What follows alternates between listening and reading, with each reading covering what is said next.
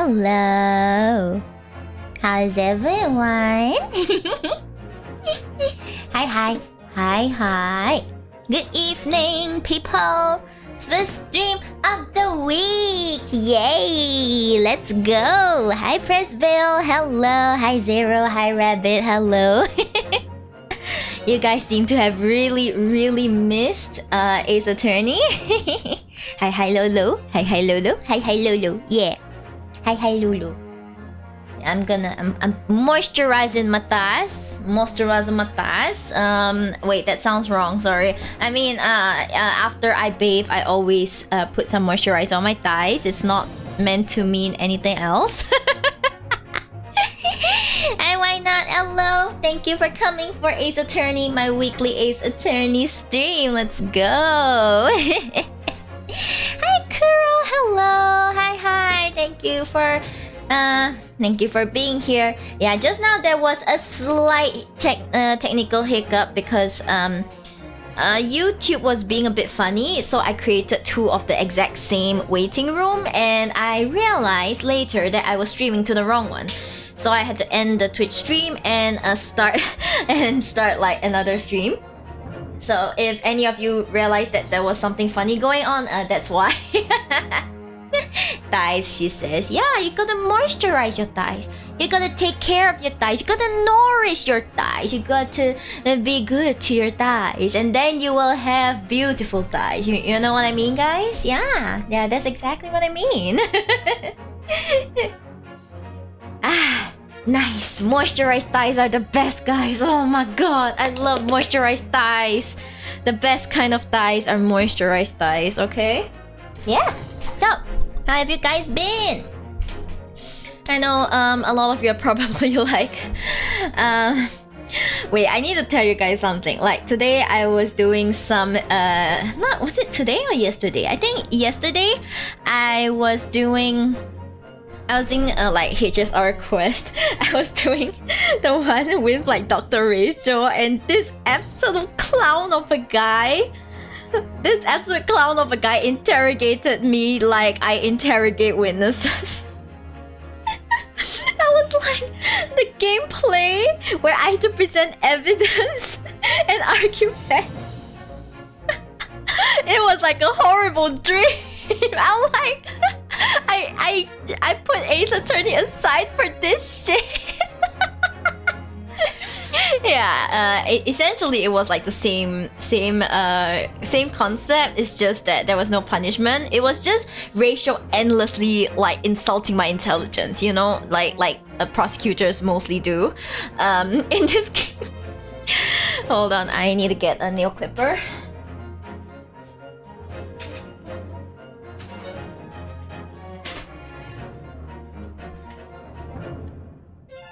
Yeah, so they probably got the inspiration from A, and that's one of the funniest things I have ever seen. Not gonna lie.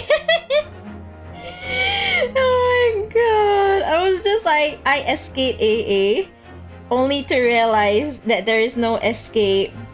There is no escape from this gameplay. I have trapped myself in a vicious cycle. Yeah, anyway. Yeah, so today we're going back into the courtroom to fight the court case, I think. What was it again? Trial part 2, let's go. Yeah, let's not waste too much time. Okay, let's just dive right back into it. And as usual, this one will have full voice acting from me because it is not voice acted at all, unlike Honkai Star Rail. If you guys want to see more Star Rail, you can join me and Kiko tomorrow because we'll be playing one of the companion missions that she's like, oh my god, I want in, and I'm like, calm down fam, it's okay, well, when's your next off day? And we settled on like tomorrow. Yeah, but enough about that. Let's continue playing episode 5, The Adventure of the Unspeakable Story, Trial Part 2. Let's go. The Danheng Quest. Apparently, yeah, the Danheng Quest. Yeah, Danheng Quest.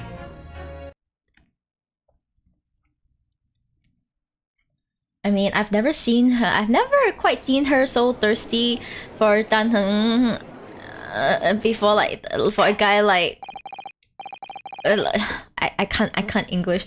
Like, It's been a while since I've seen her that thirsty for a guy. I'm just here like, okay, Kiko, like I support you and stuff like that. You know, it's just. Yeah, if anyone wants to ask, I currently ship Jing Heng. Yes. Anyway.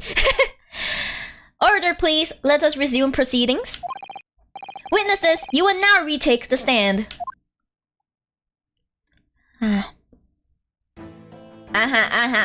Sweating. They sweating bullets, baby. I presume you heard the defense counsel's summation examination? Oh, yeah, Governor. I did, Gov. I did. Hi, Sayak. Hello. Lovely to see you. Mr. and Mr. Skulking. God, blimey. This is going to be hard work. Earlier in this trial, you gave the following testimony about your actions after you entered Windy Banks. I can't remember much of what they said, but alright. Recap time. Well, it was Bedlam soonest, weren't it? It was, Nash, it was. Didn't even have time to pull me dukes out me Lucy lockets. However, that was a lie. You brothers. God, blimey! On the night in question, you rifled through the items on the victim's counter. We never done nothing of the sort. How'd you figure that out?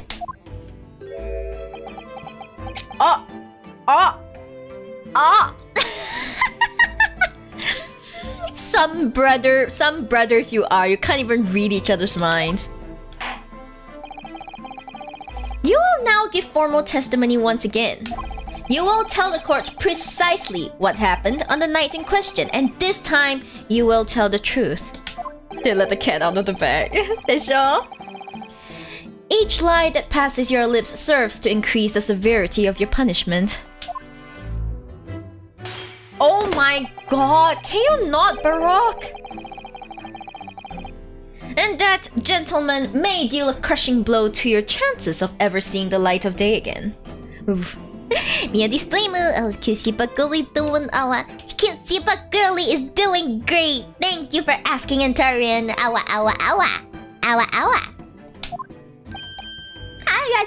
Oh my gosh, the Pug brothers' cheeks have like physics. Oh my god. Cheek physics, guys? Yeah. A thought worth pondering, perhaps.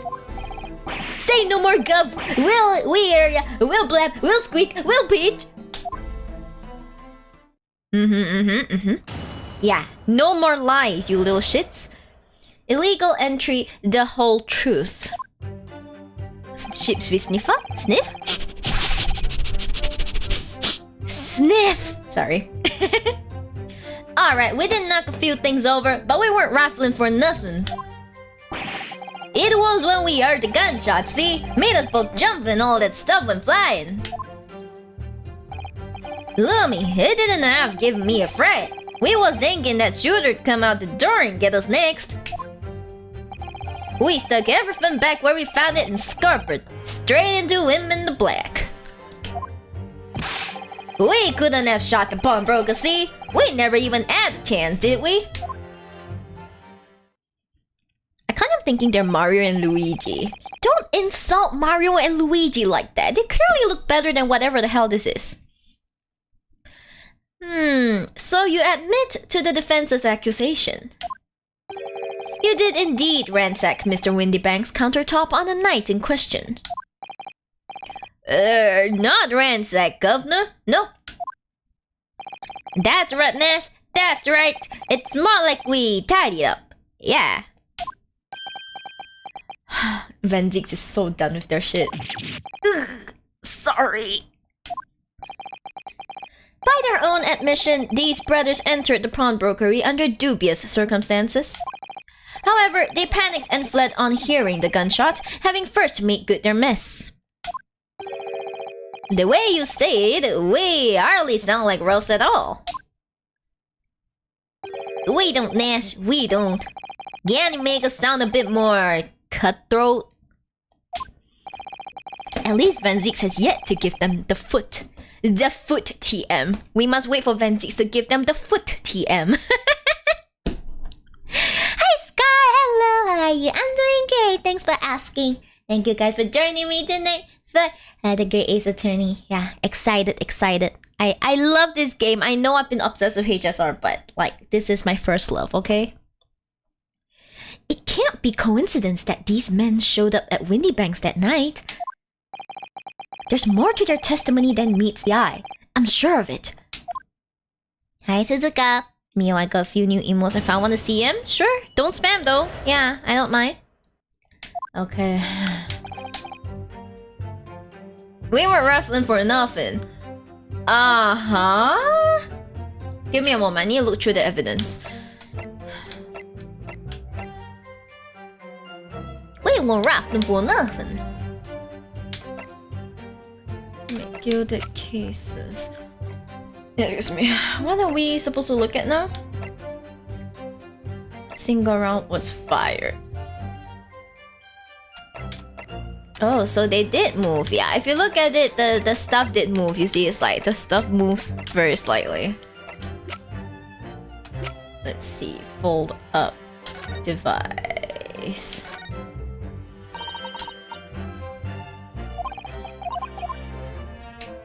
Okay, there's nothing to see. We did check this, and then we did see the floor plan. Floor plan? Cursed Minecraft Sword and Cheese. I didn't even know Minecraft had cheese. Damn, that's impressive. Okay, we weren't ruffling for nothing. Okay, I don't think it's this one.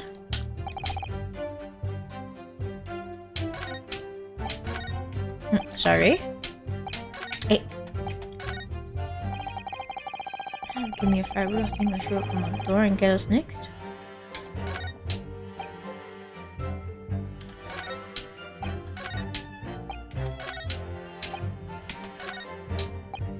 Will we have to press everything?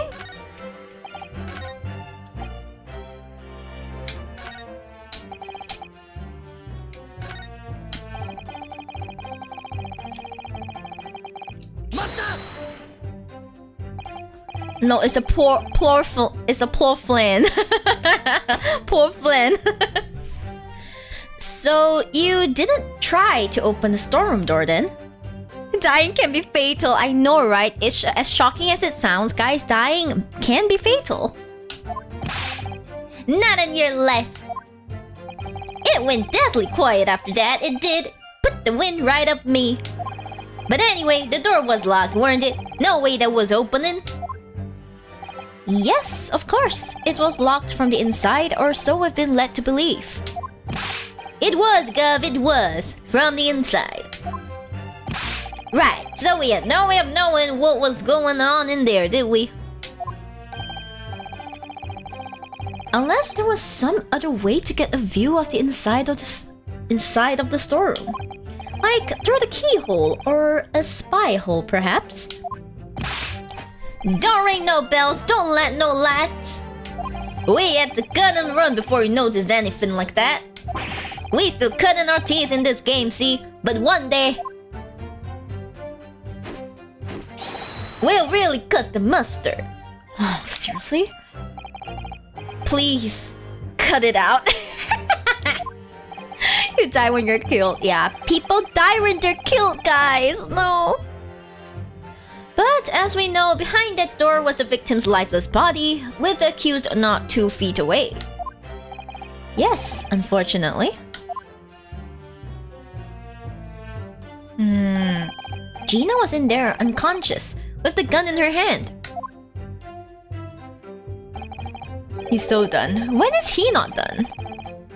To confirm, would it be correct to say that neither of you set foot inside the storeroom? That's right, Gov. That's right. Good enough, even if we want to.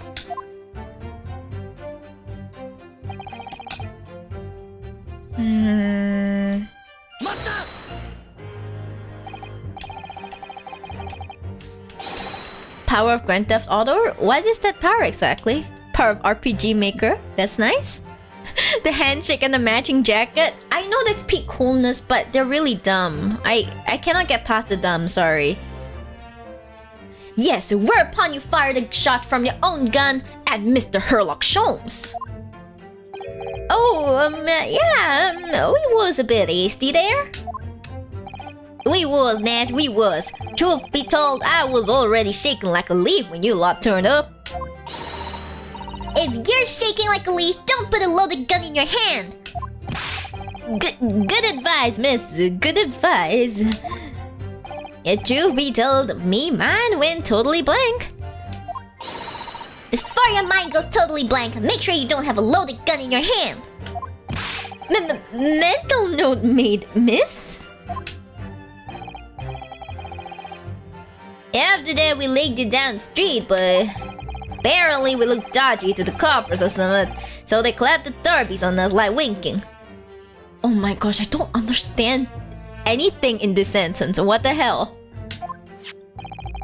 And after you'd been handcuffed, the police found this revolver in your possession, correct?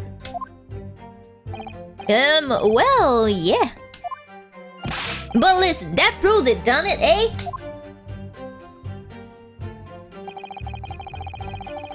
Oh, so you can steal, but the police won't chase you? RPG maker, you can create anything. Oh, that sounds like a good plan.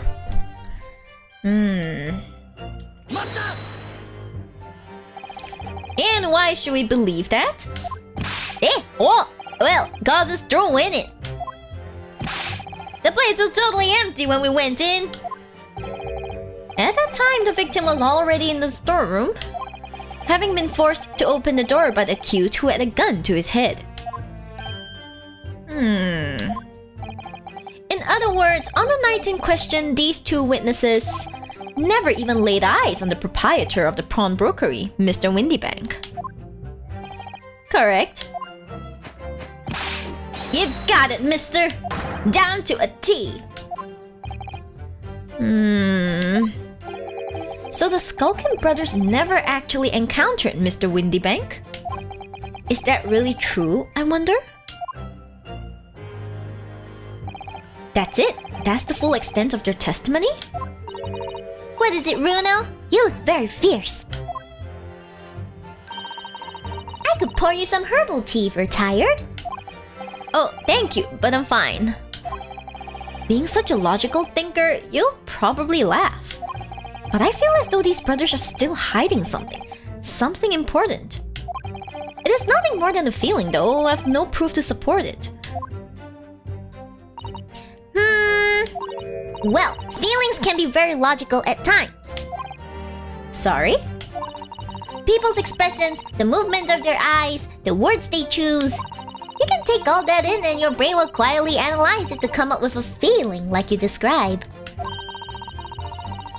You've concluded that there's something suspicious about this testimony without knowing why. That's all.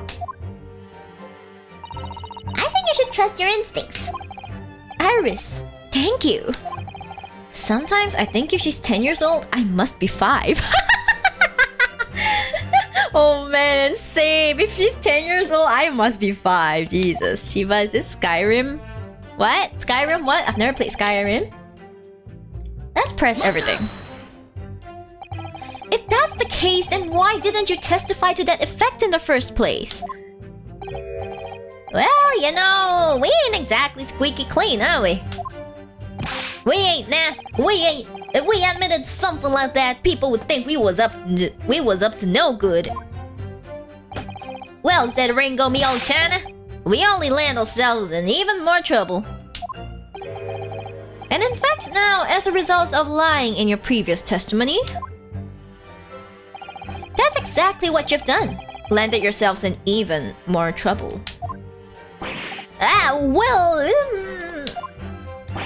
A day's rotten luck, says the rotten apple eater. Ooh, born. Witnesses, explain your actions to the court. Why did you ransack the victim's counter? We never ransacked nothing. Rat, Nash, rat. More like we tied the place up. Ah, Van Zeeks is so upset. Oh my god. Voice of Fun 2 is perfect. I love the accent. I don't know if the accent is correct, but I'm trying. Sorry.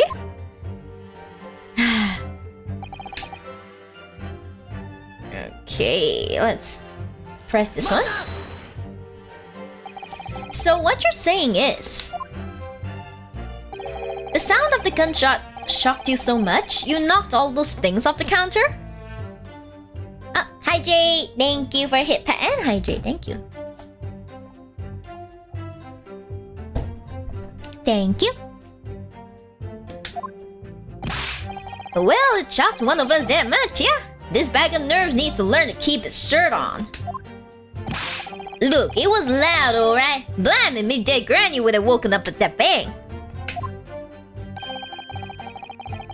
Big bro of years screamed like a blooming baby and fell over on the counter. Oh my. He knocked over a load of books, a candlestick and some skull whatnot. Then got tangled in some marionette. One knocked over a picture frame, one knocked them scales on the floor.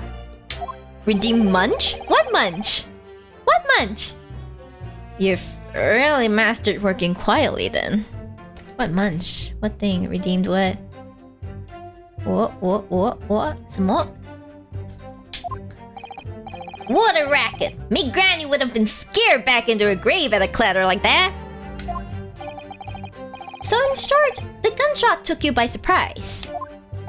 And then some. I mean, it was quiet as a mouse and then, all of a sudden, BAM! Biscuit munch? Sorry, no biscuits today.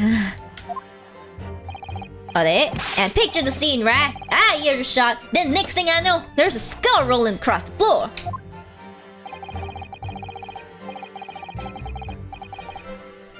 You know what? Let's see why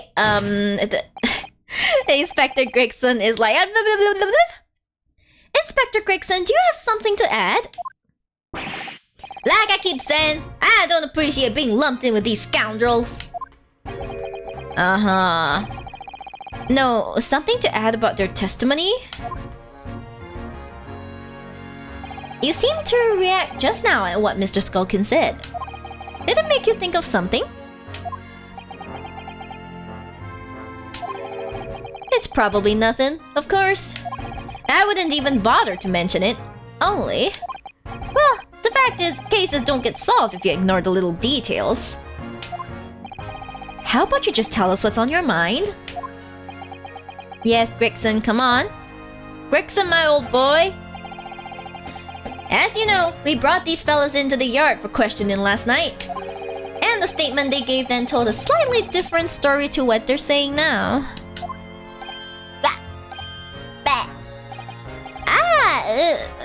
Did it? You claimed you heard the victim shout something out before the gunshot? Might have, Gov. Might have. Does ring a bell now you mention it. Granted, it's only a minor detail, but still. I can't help feeling like perhaps you've been a bit sloppy with your testimony here, eh, fellas? If I discover the witness's testimony has been any more sloppy than it has hitherto proven to be... Hitherto?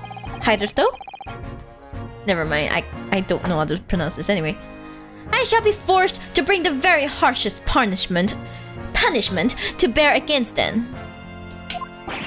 Easy, easy! We'll get it right this time! That's it, yep, it's all coming back to me now. Wow, how convenient, Lamau. Then speak! Supplement your testimony with whatever details have miraculously returned to your questionable minds. Sirs. On second thought, he says, sirs? Shiba, they keeps the shows away. Don't let Iris hear that, Lamau. Right, you're good. Just before the gunshot, we heard a voice yelling out, "Give me that gun!" So in fact, you heard the voice and the gunshot almost simultaneously. Wait it, Gub, wait it. Although, I suppose if you're being honest, we are the kind of wavering voice before the yell and all. If you don't want to get shot, give me that gun. Bam! Kind of thing. Wow, they're so coordinated. Okay, fine. At least they're coordinated here as brothers. A Korean acting tragically missed. They should have become actors, man. They would have made it big on Broadway. I just realized one has such a sharp face, the other has such a round face. Maybe it's like one gene came from the mom, one person had their genes come from the mom, 1% their genes come from the dad. Von Karma would have a great time with these guys. He absolutely would. And where were the voices coming from? Could you tell? Of course we could. From the other side of the door behind the counter it was. Wang Sai Yefeng. I'm sorry, I don't recall who that is. It's like Phineas and Ferb. I don't know, Phineas and Ferb seem a lot better than this. From the storeroom where the victim was found dead. And the voice you heard, it was that of the victim, Mr. Windybank. Oh, me granny's life, cause it was. Poor granny. On his granny's life, cause it was. You both have the same granny! So that would mean that you both knew Mr. Windybank and the sound of his voice? Oh my gosh. My head hurts trying to cross-examine this bunch. I have new names for them. The long one is Oingo and the round one is Boingo. It works. I approve of that. So that would mean what? What, Nash? What? Any ideas? Yes, Council, indeed it would. Nah. We didn't know the geezer. How am I supposed to deny it when the bloke in all the fancy club was giving us the evil eye?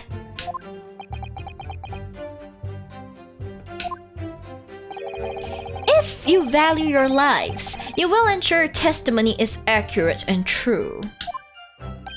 On me granny's life it is. On his granny's life it must be.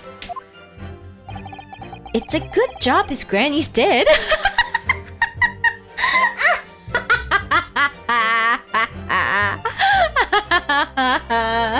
Poor granny. Poor granny skulking.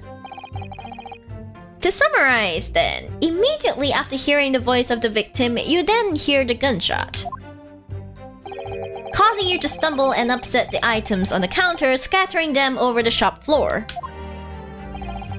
Yeah, make it sound like we're clumsy. Because you guys are. Don't forget we tied it up after like good little boys. Anyway, the way I see it, the bloke who owned the place was holding the gun, so he should have just fired instead of yelling at the girl. But the gun was meant to off himself, not someone else. Francisca can whip me anytime, just Francisca though. I mean, she can whip me anytime as well, you know, like step on me. They're killing grannies left and right. This game is savage. Excuse me, you know, I would never swear anything on my granny's life. She's too precious to me. Wangsha and Yefeng, like. Who's that? Rabbit? I'm sorry, I really don't know who's that. You're saying that Mr. Windybank had a gun in his hands? Oh yeah, bet there was a sight, eh? Them two waving guns at each other must be plenty heated. I mean, just before he shouted out, we heard the geezer say, if y'all don't want to get shot. It didn't really sound like he meant it, man. More of an empty threat, you could say. Mr. Windybank was known to keep a revolver on his shop counter at all times. People say that to protect the articles in his keeping, he'd readily put a bullet in someone's head if required. That someone being himself, of course.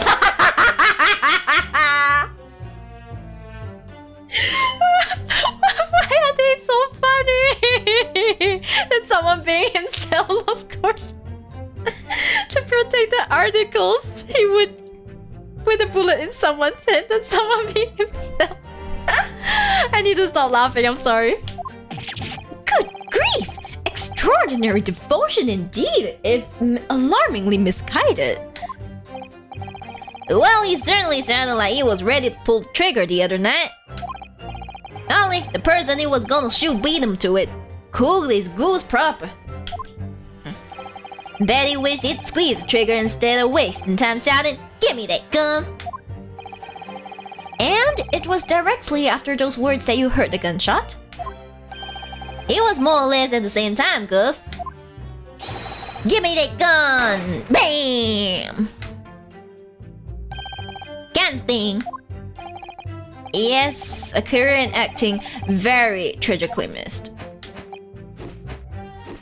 Now we heard some sound someone hitting the deck before everything went dead quiet. After that, we done the slapdash job tidying the place up. Don't trust nobody with my bullets. Why would you even have bullets?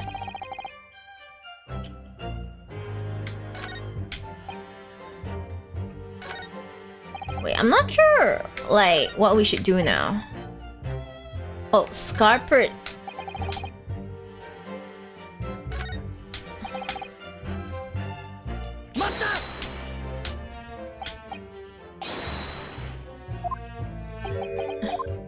Oh wait, we already went through this. We went through this, so...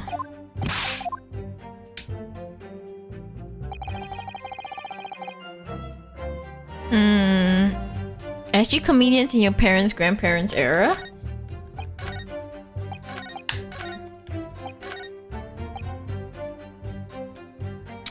I'm not sure how to continue from here. But we weren't ruffling for nothing. Have we already done this? I think we already pressed this.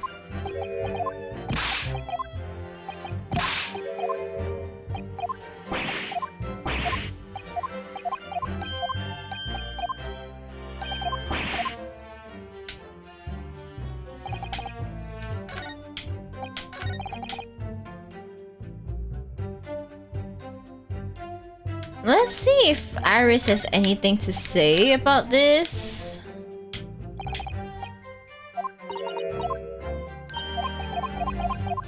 It's a feeling, right?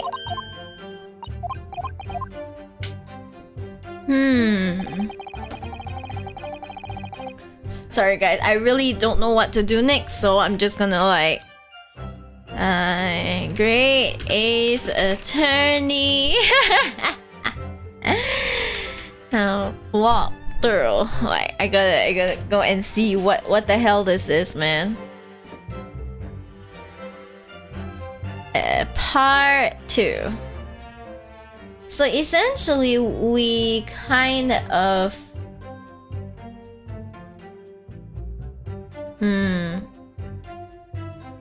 okay. Never had a chance. Okay, the new statement 3. The crime scene photograph. Present the crime scene.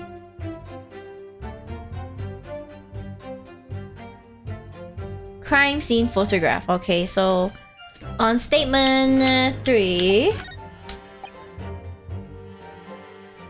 Crime scene photograph.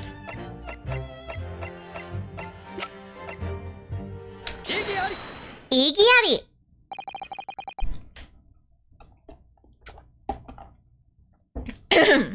So you're saying that on the night in question, the victim, Mr. Windybank, was wielding a gun. Is that correct? That's it, Goof. You got a picture? Yes, Nash. Yes, no question. And yet, photographic evidence obtained immediately after the incident clearly shows that Mr. Windybank was not holding a firearm of any description. Eh? You what? Gordon Bennett, that ain't right! There can be no question that the victim's revolver was used in the incident. remind the court that Mr. Windybank's gun was found at the scene. Not only was it identified as the murder weapon, but it was found in the accused's hand. Be right back. Just taking a screenshot. Definitely not appreciating zoomed in Baroque. Definitely not, guys. Oh jeez, did he troubleshoot? Yeah, that mole dueler used the victim's own gun to finish him off.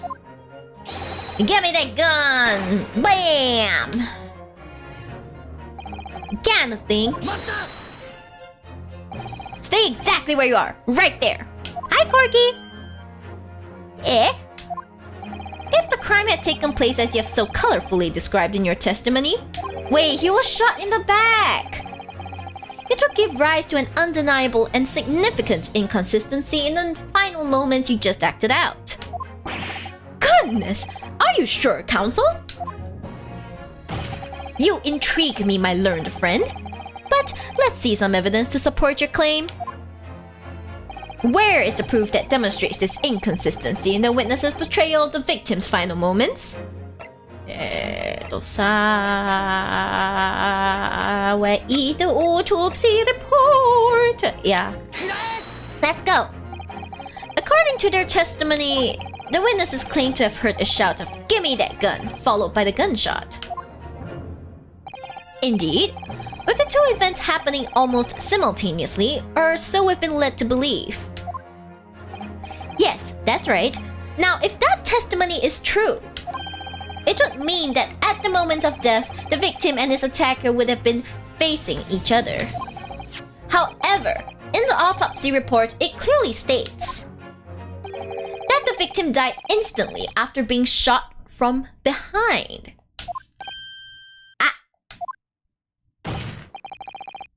So, as I stated before, there is an undeniable inconsistency in your testimony, Mr. and Mr. Skulkin. Hi, John. Hello. I hope you've been having a great time. Welcome in.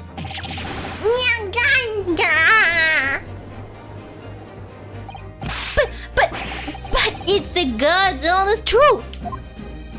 It is, Dash. It is. When he was shot that night, this shopkeeper had a gun in his hand, and we saw it with our own bleeding eyes. Oh? Hi, Luna. Hello. Did I hear you right just now? You actually, saw Mr. Windybank holding a gun? Venus gets a nice bow. Of course he does. Every male lead needs a nice bow on her hits. Okay? Okay, I'm just doing God's work. Some of them might have slipped out. Ladies and gentlemen, you have all just heard the admission by these two witnesses that on the night in question they actually saw with their own eyes the victim wielding a gun. Which can only mean that despite their testimony to the contrary, the Skulkin brothers must have encountered the victim in person. Nash,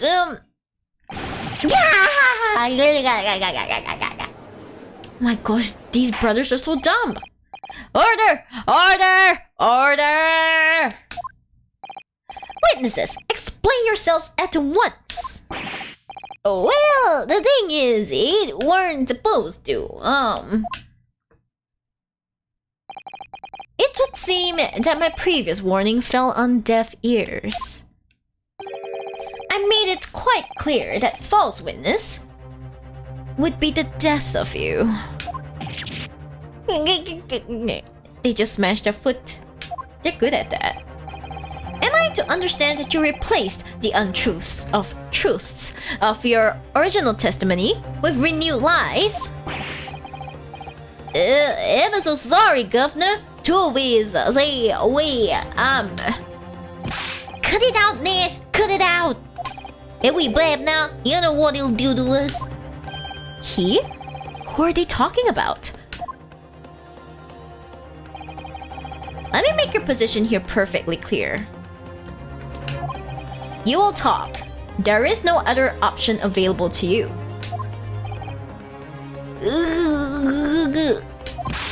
Bruv, come on, the game's up! But you'll have a guts for garters. In case it hasn't quite sunk in yet, no matter how hard you try to hide it, the truth will come out. On the night in question, it is now apparent that you brothers met face to face with the victim. I demand that you testify again to explain the precise circumstances under which this meeting took place. Well... Do we have to? On pain of death. I suggest you make yourselves fully aware that this is your very last chance to tell the truth.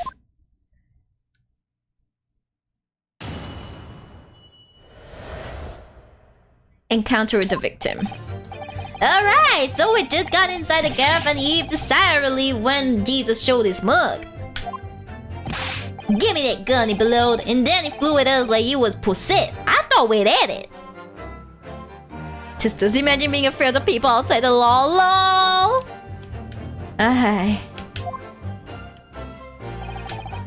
When old geezer the bloke was strong as an ox, he chucked me over the counter. Wait, he did? I pulled me gun on him, and then he legged it through the door into the back room. We never had nothing to do with killing him. That's all what happened, I swear.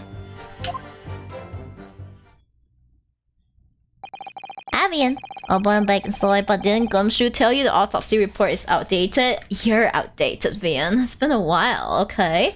That's like, you know. We're not even in the same time. We're not even the same time. Just sorry, I wanted to just check on things. Why is it like this? Why is it like this? Anyway, we'll continue. So you're now telling us that moments before the victim was killed in the storeroom, you in fact encountered him in the main part of the shop. Well, yeah. Sorry. Well, we find ourselves at an interesting juncture. This changes matters considerably. But honest, Governor, this time, we ain't got nothing more to hide. Very well. Counsel for the defense, you may proceed with your cross-examination. Yes, my lord. This is it. The moment I've been waiting for. This is only part 2, isn't it? Pain and suffering, baby. Encounter the victim.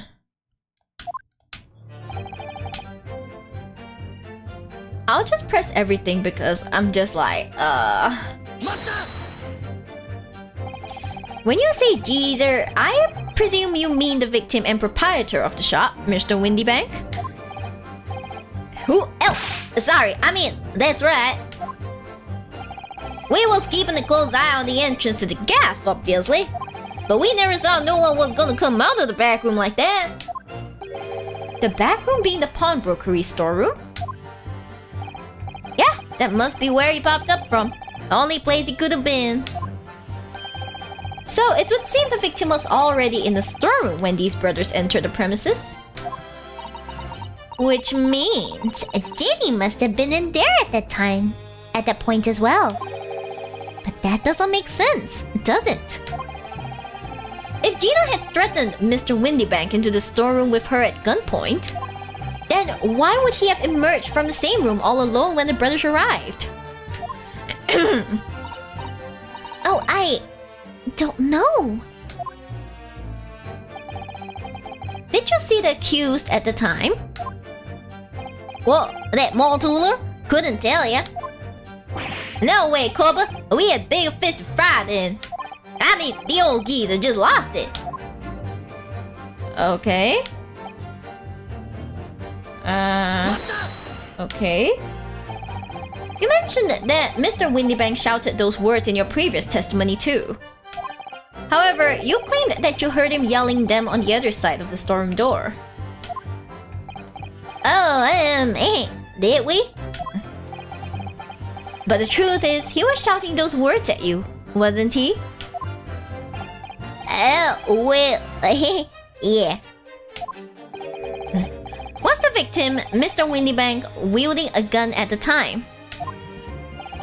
Was he ever? Blimey, Lummy, a great ugly barrel he had pointed straight at me from his piece. So what you're saying is you definitely saw Mr. Windybank with the gun at that time. Is that right? Okay. Bye, Zero. Have fun. Yeah. It is, Gov. It is. Spot on. Then all of a sudden he came at us, he did. It was bedlam. I didn't know who was going for who. Thinking about... I like how they let him have his fish and chip in the witness stand. They're like... He's just there like, I need my nutrition. And they're like, yes, Inspector, sure. Go ahead, Inspector Gregson. You're clearly all going for each other. Like Dan said, we thought we'd had it. I mean... Oh, he chucked you over the damn counter? Yes, I noted that you mentioned the counter in your previous testimony too. Well, yeah, of course we did. He knocked over a load of books, a candlestick, and some skull whatnot. Is this game set in the UK? I mean, you could look it up. But yeah, it's set in the UK. It's set in the UK, yeah. Go look it up, They got tangled in some marionette. One knocked over a picture frame, one knocked over... Wait, this one we... shocked you, well... Well, Big Wolf here went flying over the counter like a gunshot. I can tell you then the OG just pinned him. Ate it, Nash. Ate it. If you hadn't been there, the book would have flattened me like a blooming pancake in seconds. At the time in question, the alarm was raised at the local police station via a secret cable from the pawnbrokery. There is a button on the counter used to activate it, which was presumably pressed by the victim. That's right. When the brothers fled the scene and back onto the street, they ran straight into the arriving police, didn't they? Poor Mr. Windybank! He did everything he could to protect his shop!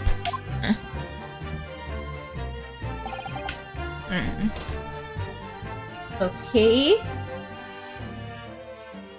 Let's press this. Were you intending to shoot Mr. Windybank? Nah, never. I was just, you know... looking out for me, boy, wasn't I? It was being flattened, don't forget. By a man whose shop was being burgled, yes. And then the man fled into a storeroom where you pointed your gun at him? Is that it? Yeah, that's it. He shoved me away, then ran off through the door and shut himself in. Hi, Mayugiku. Hi, Bochi. Iris Uwu voice. Yeah, Iris Uwu voice. She deserves the Uwu, okay? There's something about that last remark. Something that doesn't quite ring true.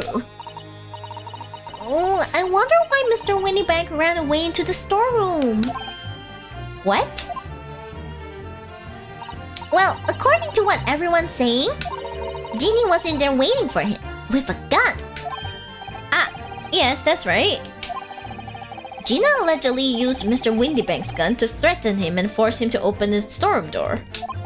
In which case, how did the gun end up in Mr. Windybank's hands again? I have no idea, but that's strange, isn't it? This little inconsistency could be significant. I should make a mental note of it. The point is, me and me both here. That's right, Nash. That's right. Me and me both here.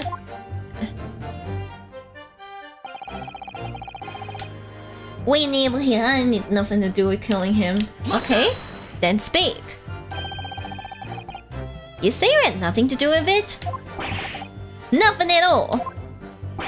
Nothing, Gov. Nothing. The old geezer went and shut himself in the back room, didn't he? Locked it was from the inside. We know it was cause we tried to open it. But it's a decent door, that one. Good and strong, wouldn't budge an inch. So in the end, the situation remains unchanged. Inside the storeroom with the pawnbroker, there was only one other person. The sole person who could possibly have shot the victim, the accused, Miss Gina Lestrade. Hello, Karma. Hi. That! It would indeed appear so. What say you to that, Counsel? I don't know. Was there anyone else apart from Gina who could possibly have shot Mr. Windybank? There could have been. Mr. and Mr. Skulkin. What? What was that look for? From the moment you admitted that you encountered the victim face to face that night, the course of this trial changed completely. It did? What is your point, my learned friend? The question we must answer is who could have shot Mr. Windybank? And it is the belief of the defense that the defendant is not the only possible answer at all.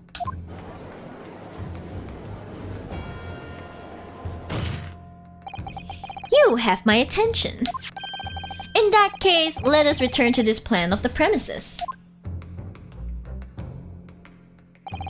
The victim was killed in the storeroom, which was locked from the inside. Those are the facts. So pray, what other possible answer to the question of who shot the man could there be? Back in the Shibdom Butchie. Counsel! You must now provide answers to the court in respect of two conundrums. My lord. Twice as many chances to be right, maybe? Indeed, namely, from what location did the culprit shoot the victim?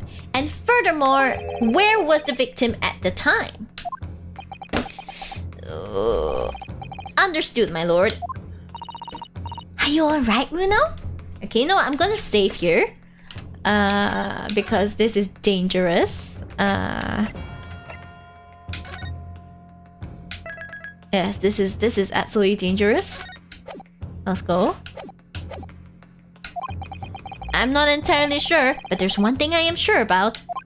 If I can prove that there's a credible new alternative to what happened, it would change Gina's prospects hugely. Let's go, baby! So now, time for some clarity. Show the court on this plan the answers to the questions posed by his lordship. If you believe someone else could have killed the victim, indicate from where that person could have fired the gun. I mean, there was like a keyhole, right? There was kind of like a keyhole and stuff.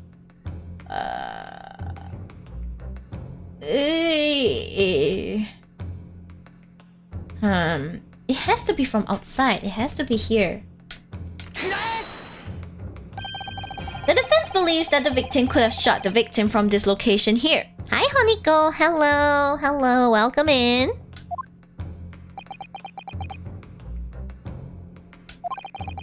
And in answer to the second question, assuming the culprit fired from the location indicated, where was the victim at that time? Here. Isai, chotto mate? Ani? Listening to a court case while fighting for liberty and democracy on Malevolent Creek. Not rest in peace. Good luck, Rochelan. The culprit shot the victim from outside the storeroom. Continue. Mr. Windybank died instantly from a bullet wound in his back. Looking at the stain of blood on the storeroom floor, it doesn't appear that the body was moved after death. Which tells us that he was almost certainly shot while he was in the storeroom.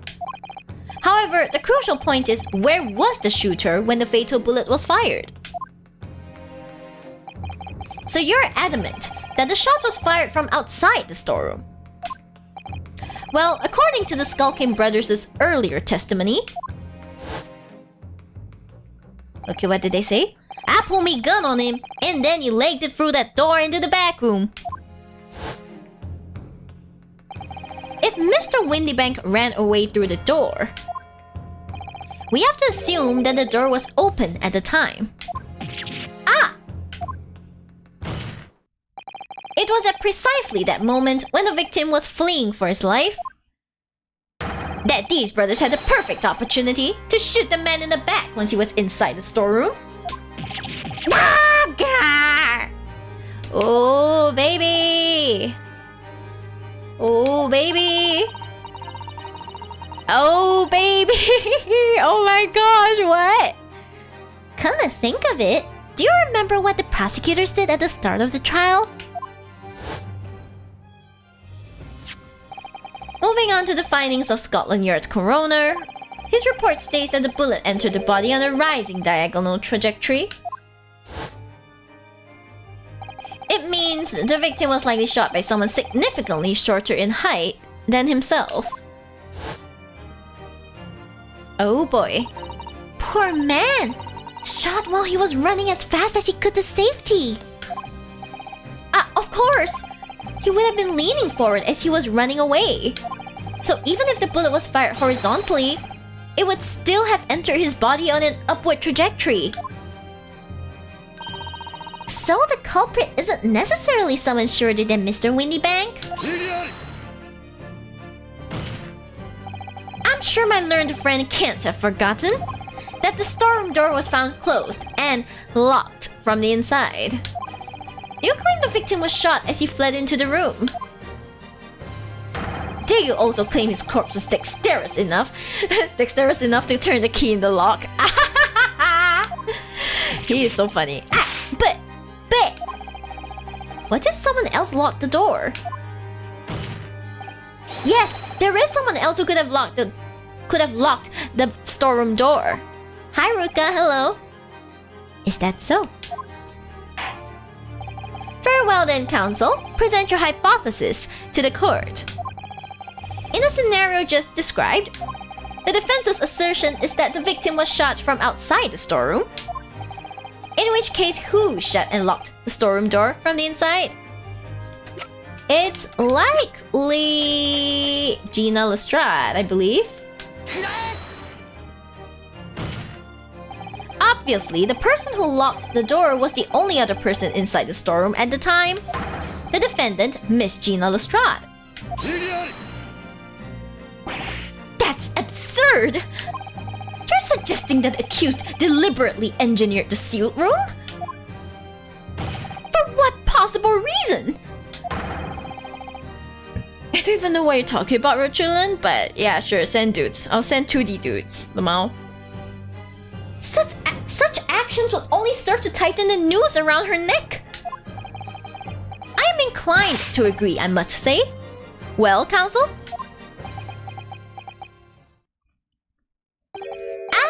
Yes, that's a tricky one, that, isn't it? Half-baked notions have no place in my courtroom, counsel. Remember that, please. But of course Jeannie would have locked the door. It almost goes without saying, doesn't it? It does? Why would she have locked the door? Well, if I was Jenny in that situation, I know I would have locked the door as quickly as I could. I mean, those two Burgos had just fired a gun in her direction, hadn't they? Oh, yes! Obviously! To protect yourself, she would lock the door. Before the two brothers arrived, Miss Lestrade and Mr. Windybank were in the storeroom together. Now, I don't know what went on between them at the time, but at some point, Mr. Windybank must have heard the intruders breaking into his shop and left the storeroom. Intruders, eh? That's us, bruv. If your theory is correct, that will leave the accused alone in the storeroom. Yes, it would. Then, probably only moments later, the victim fled back through the storeroom door hoping to escape danger. Hit in the back by the bullet, Mr. Windybank fell to the floor where he was, just inside the storeroom. And what we have to ask ourselves now is, What would the defendant have done in that moment? I see where you're going with this. Outside the store was a terrifying killer who had just murdered Mr. Windybank. As soon as that thought struck Miss Lestrade, she slammed the door shut and locked it. In order to save her own life.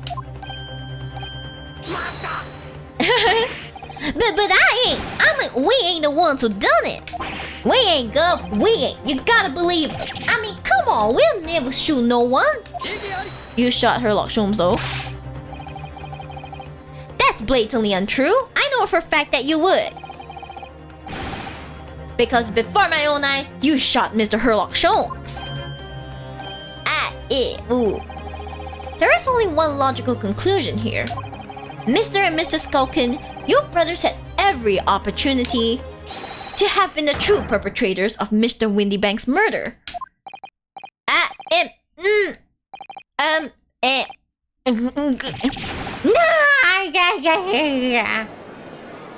Ouch. Oh boy.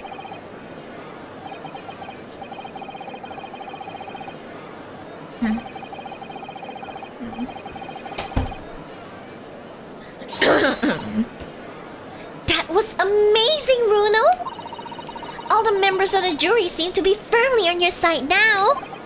I know, first time ever, and probably the last. Well, I think you've done it. Surely they'll have to give a verdict of not. Oh no.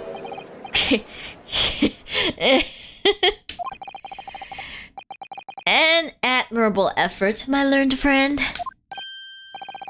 What's this now? He's laughing? You aggressively point that finger. Point that finger, baby! You find the situation amusing, Lord Van Zeeks. I myself find the defense's argument most persuasive. I dare say... such chicanery? Chicanery? Chicanery? Chicanery. Okay, never mind. Chicanery is the bread and butter of the street performers in your provincial eastern nation. What is chicanery? Oh my god. But such blatantly malicious conjuring tricks amount to nothing more than inexcusable pettifoggery here. What? Hygerobites. That's right, baby. That's right. The hypothesis you put forward so ostensibly, credibly cannot and will not stand. Because, you see, it contains a fatal flaw.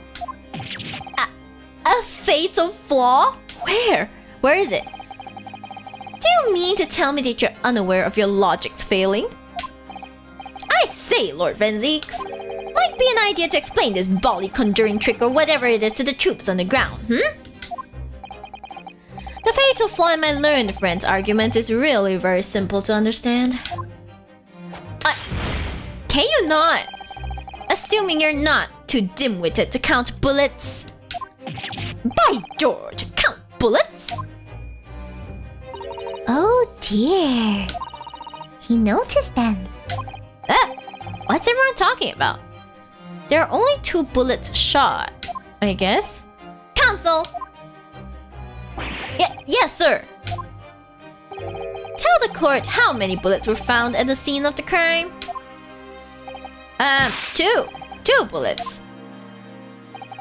Correct. The first, that which hit the victim in the back, ending his own life. And the second, that which struck the detective, Mr. Sherlock Holmes, on his arrival at the scene. Indeed. The defense presented a picture showing the damage caused by the second bullet earlier in the proceedings. The bullet which injured Mr. Holmes appears to have passed through his body to strike the calendar. Oh no. Your lordship's understanding is correct. Furthermore, we know there are 2 firearms involved in the incident. The revolver belonging to the victim, Mr. Windybank, and the Skulking Brothers revolver. The evidence shows that a single bullet was fired from each gun. Should they bring this trope back for this trial? Oh no, not what trope? Oh my god. Indeed it does! A single bullet from each. Now then, my learned friend. You yourself told the court only moments ago that these two brothers shot Mr. Herlock Sholmes right before your eyes. Yes, I did. Oh my goodness, I think you'll find that if the single bullet that was fired from the brothers' gun hit Mr. Sholmes, it means Windy Bank not shot by same gun. Stop. Only one bullet. Stop. Can't give away answers so easily, Miyori. I know. Exactly.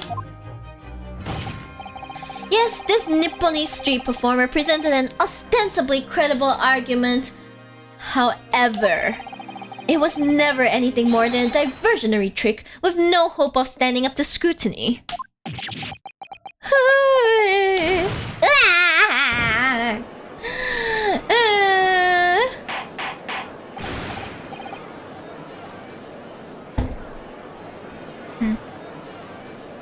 Give me a moment. I need a break. I need a break. Okay, guys? I need a break.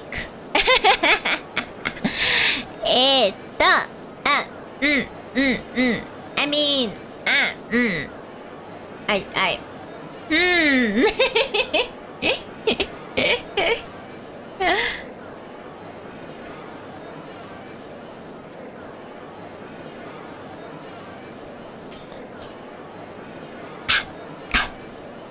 drink water. I shall drink water.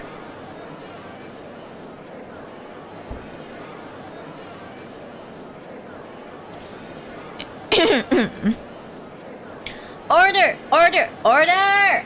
How did Genie get knocked out? I have no idea. They haven't covered that yet. Oh my god. Pray forgive the discourtesy of flinging the dregs of this hallowed nectar into the public gallery. You keep saying pray forgive, you keep doing it, Vanzeeks. I can't believe you. You are very handsome though, anyway. Lord Vanzeeks! But this court needs to open its eyes. The accused, Miss Gina Lestrade, is no ordinary little girl. Despite her young years, she can, regrettably, no longer be described as a juvenile. No, the person in the dock is far from a law-abiding citizen.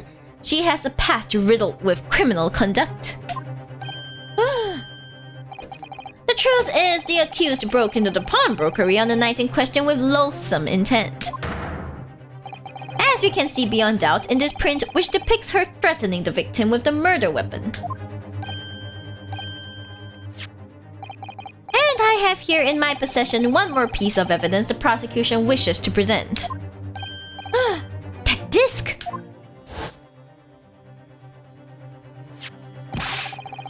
Yeah, I'll be taking that whatever it is of McGilda's down to the yard. Thank you very much. No, don't give it to him. It's mine, that is. Mine.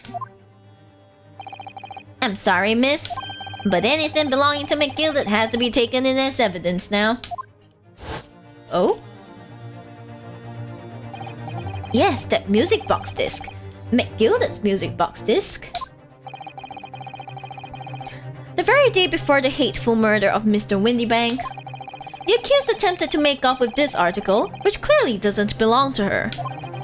And with none of the subtlety of a pickpocket, I might add, but by brute force and brazen impudence. Good gracious!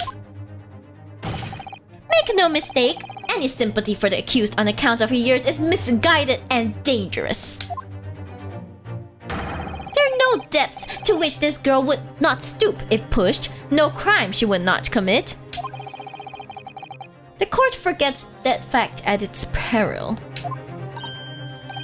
Oh no, he's gonna sway all of the jury.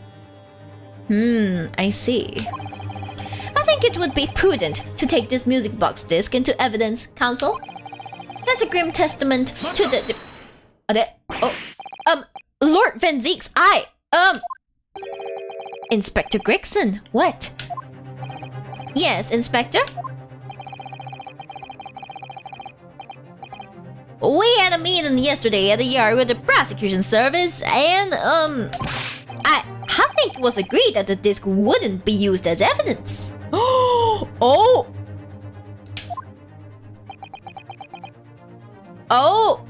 Oh my! The plot thickens!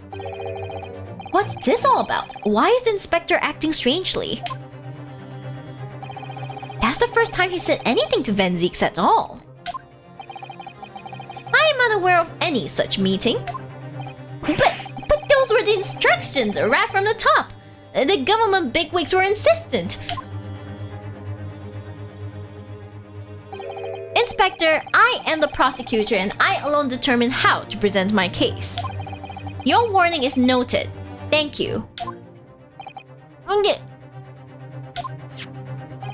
The prosecution wishes to proceed with submitting this disc as evidence, my lord. Indeed. Bailiff. Okay. Alright. The prosecution has established the accused's motive, opportunity, and baseness of character.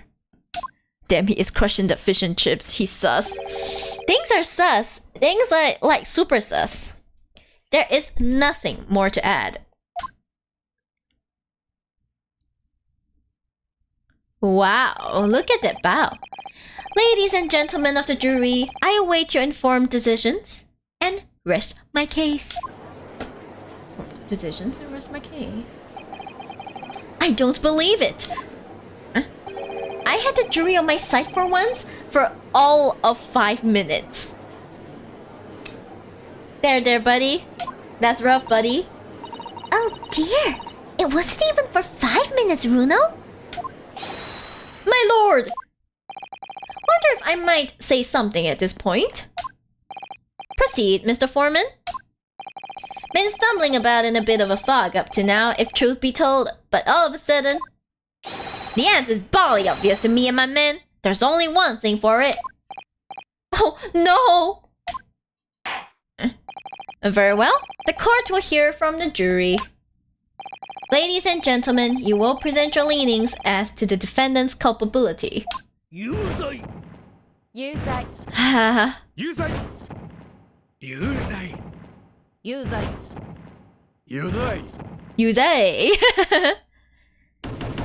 Aye.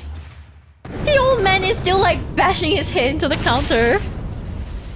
Guilty Shibs. I'm not the one guilty, my client is. We have a consensus among the jury, it seems. When you have eliminated the impossible, whatever remains must be the truth. Ooh. That's my line! I wrote that for Hurley! How dare he use it against us! Don't worry, Iris. I don't think we're finished yet. There's still more to this case than we realize. There must be, because there's one thing that I'm absolutely certain of. Gina didn't shoot Mr. Windybank. That's beyond any doubt. Very well. We will proceed with the second summation examination of the day. Mr. Foreman, are you and the other jurors ready? Garridep Squadron is primed and ready for action, sir. Very good. So, ladies and gentlemen of the jury, you will each explain on what grounds you have now determined the defendant to be guilty. Let's go.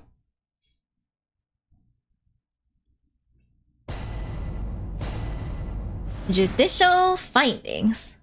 The jurors' contentions. Once a rogue, always a rogue, I say. Different breed to us law-abiding citizens. As only 2 bullets are found at the scene, I would say the whole case is done and dusted. You don't need a stereoscope to see the truth here. Every which way you look at it, it was that pickpocket.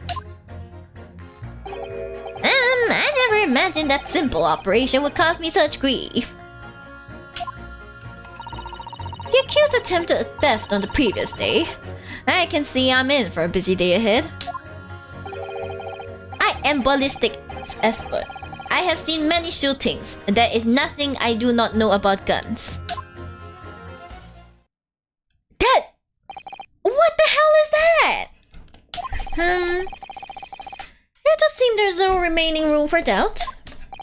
Have to admit, I was rather pulled over by the argument put forward by the chap in black. But when that fell apart like a house of cards, I saw that I'd jolly well been hoodwinked. Well, no more. The whole courtroom is turning against me. It's not fair! Iris? That prosecutor's being mean. Just because Ginny's done something she shouldn't have done in the past, that doesn't make her a murderer. Hi, CJ Young. Hello. Allow me to savor this fruity vintage while I savor the spectacle of your fruitless debate on the matter. Here's to the truth coming out. Eventually. I sure hope so. That's enough preamble. Counsel, proceed with the summation examination. Ooh. Yes, my lord. Ooh. You know what, guys? I kind of want to go and get a snack.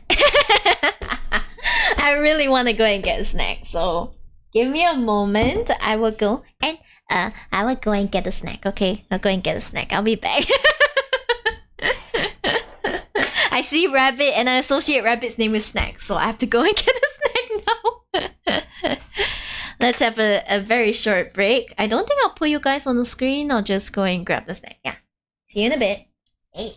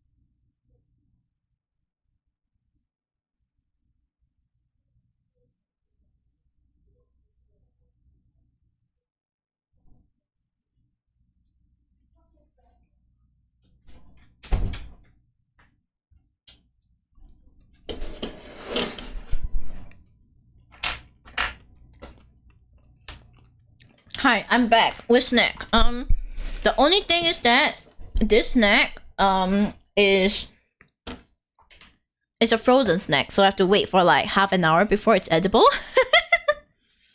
It's too hard to eat otherwise.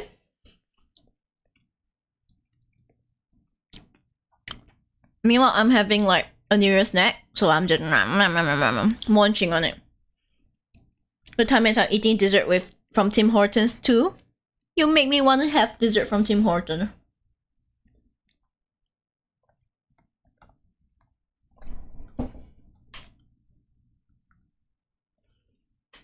Okay, let's go. Yes, my lord. Is it time for the sexy walk cycle again, guys? The defenseless rebuttal.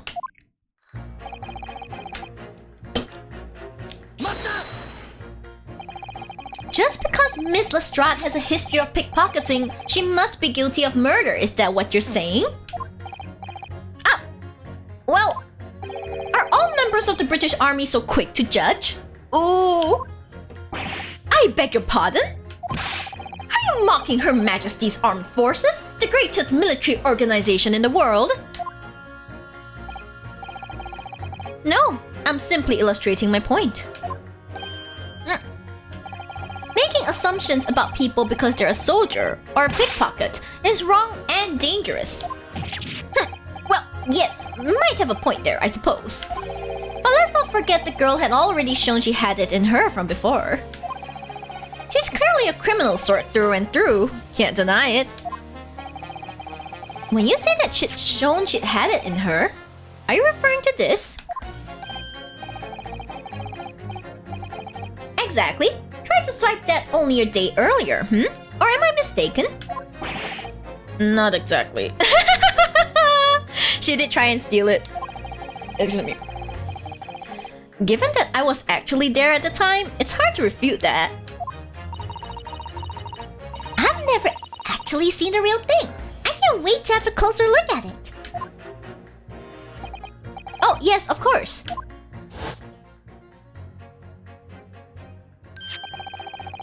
Mr. Sholmes did use his caramel bars to make a copy of the disc, didn't he? He is a bit of a genius, but also really annoying. And then ordered every type of music box he could find from across Europe.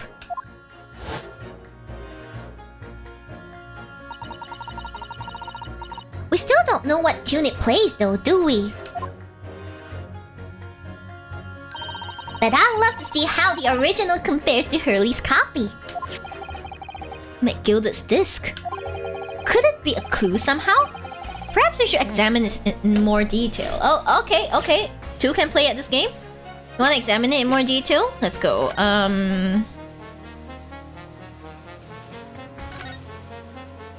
Oh, Bruno, look! This is blood! Yes, you're right.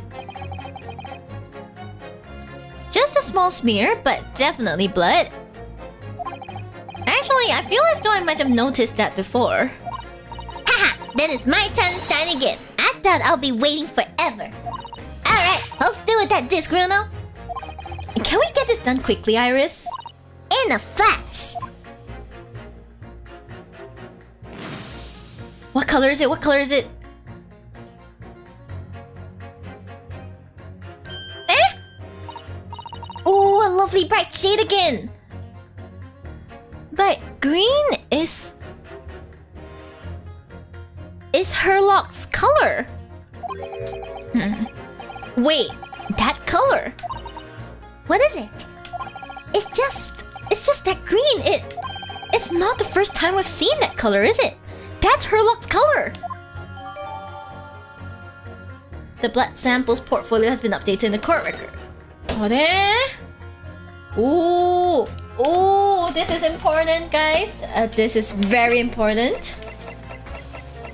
Let's look at this again. There. This is Herlock's blood. This is Herlock's blood. Like, oh my god. Dun dun dun.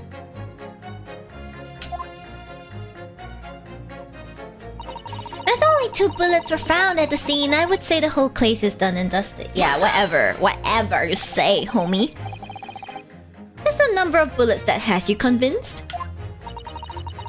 Only 2 bullets were fired, and the 2 guns that fired them have been examined by the police. When the parlor maid asks me how many are invited for dinner, I always tell her to count the table settings. Well, that's logical, I suppose. Although... Yes? Sometimes after dining, crockery does go missing. 1 or 2 guests rather like the fine china. Wait, so she's hinting that there may have been more bullets, but they were taken from the scene. Does your employer dine with thieves? So I suppose... if there was another bullet somewhere of which we were unaware, I'd have to reconsider my position. A 3rd bullet somewhere on the scene. Could that be possible? I don't think we can prove it at the moment. Unfortunately, only 2 bullets were discovered by the police during their investigation. know. Right. And I don't imagine the good men of Scotland Yard would have overlooked anything. Really? Really now? If I missed a bullet while I was cleaning his lordship's office, well... I should receive a sound scolding, I don't doubt. And he should receive a visit from the police, perhaps. It sounds like a crime scene to me.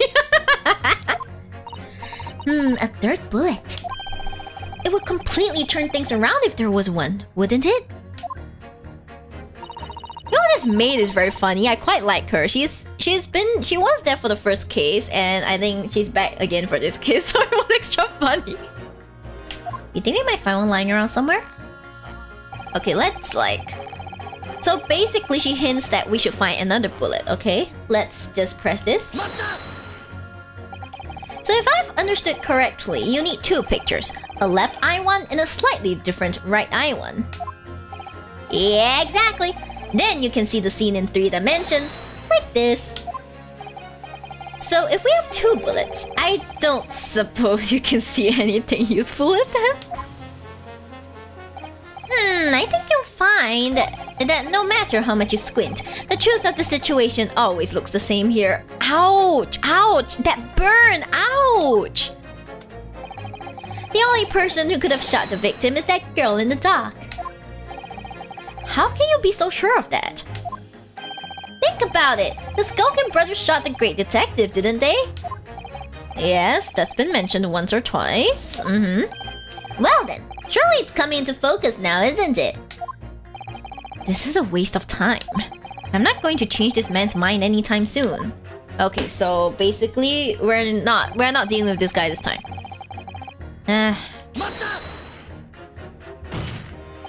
Would you please stop muttering about things that have nothing to do with this trial, sir? Oh my gosh, that's what I've been wanting to say. That's what I've been wanting to say to him from like the first time. I'm like, can you please keep on topic, Jesus? Unless the bullet rolled off somewhere. Well, we're about to find out if we're going to find any extra bullets. The defendant's life is on the line here. Well, the thing is, I couldn't really say that it has nothing to do with this trial, to be honest. Huh? I mean, there is no question that the man was shot, but the bullet has simply vanished from his stomach. What? It's quite inexplicable, don't you think? ちょっと待て.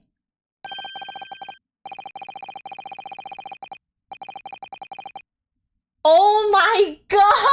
I knew he was gonna be relevant! Were you operating on Herlock Sholmes? No! I almost don't want to ask, but this surgery you've been muttering about all this time, you were operating on... What was the fellow's name now? Herlick? No, Herlock? No, Herlock? Herlock Sholmes by any chance? Yes! Good lord! It was that Herlock fellow! What? You're the surgeon that operated on Mr. Sholmes? Did they find a bullet in the victim or Herlock? That's what I want to find out now! That's right, using the very latest anesthesia techniques, I might add. It was a fairly major op, I can tell you. This is crazy! Let me see, the fellow was brought in not long after midnight, if I remember correctly. They said he'd been shot by some criminal or other, so I opened it up like a shot. But the funny thing is, I went over his insides with a fine-tooth comb and couldn't find a bullet anywhere. So I'm afraid I had to throw up my hands and just stitch the fella back up. Bro. I hate to state the obvious, but... Yes? Surely that's because the bullet is still at the scene of the shooting? The counsel for the defense is correct. As is clearly shown in this photographic print, the bullet that the Skulkin brothers fired at Mr. Sholmes hit him in the stomach region. Then it exited his body and lodged into the shop wall where the calendar was hanging by the door. Did he open Sholmes out for nothing? I think you'll find it's really quite simple if you just consider the problem three-dimensionally. Ouch! Ha! Who do you think I am, son? Well, juror number 4 is about the best I can do. As soon as I saw the wounded man's stomach, I flipped him over. Like a pancake? Are you saying that you checked his back? Of course I did, and there wasn't a trace of injury. No sign that the bullet had left the body at all. Wait, if the bullet didn't leave the body? What? That's the point!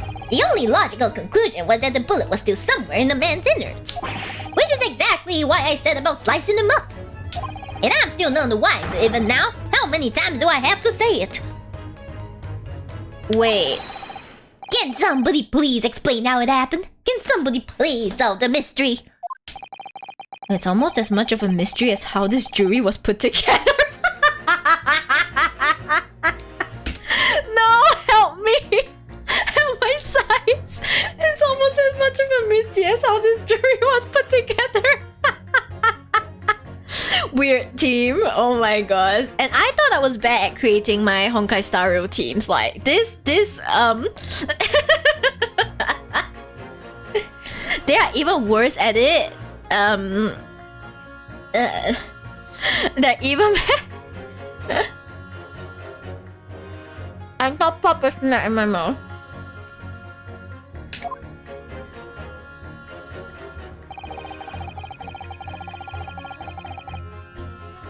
Right.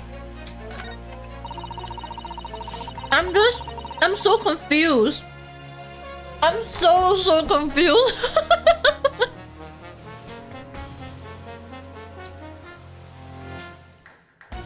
Make it make sense, man.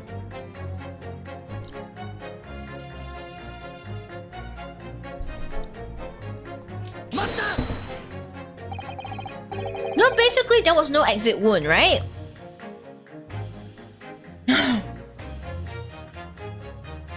What do you mean you're in for a busy day? Forgot to say. Stop. Do excuse me. Stop. I'm a communications officer. Stop.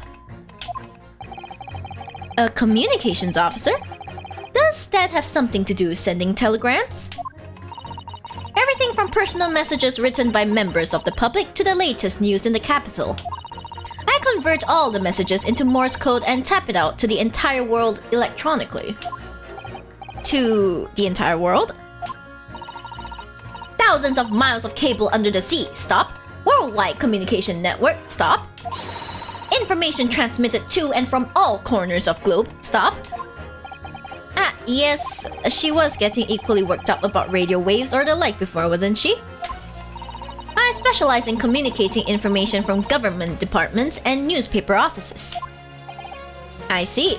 I'm sure I shall have to wire the newspaper reports of today's guilty verdicts later. So no sleep for me tonight, I imagine? That's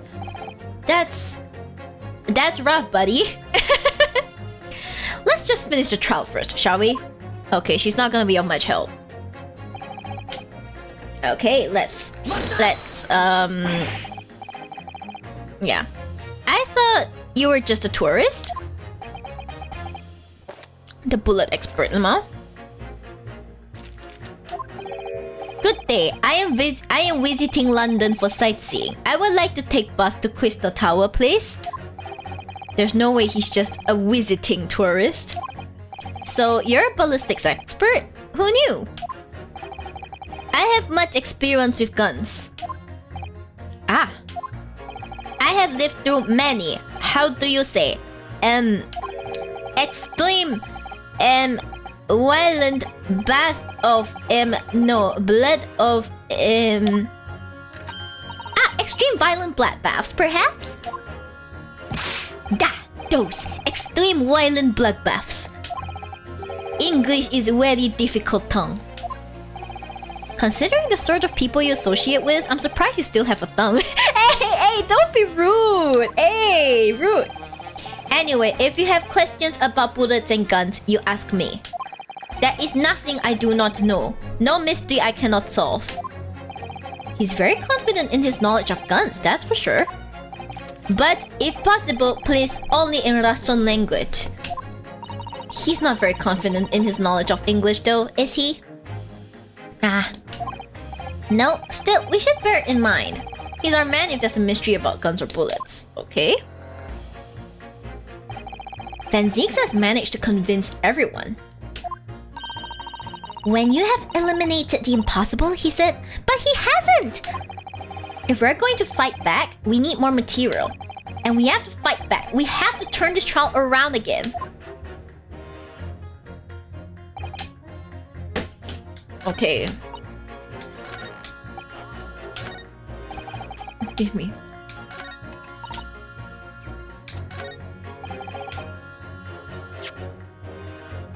I think we have to present the stuff to him.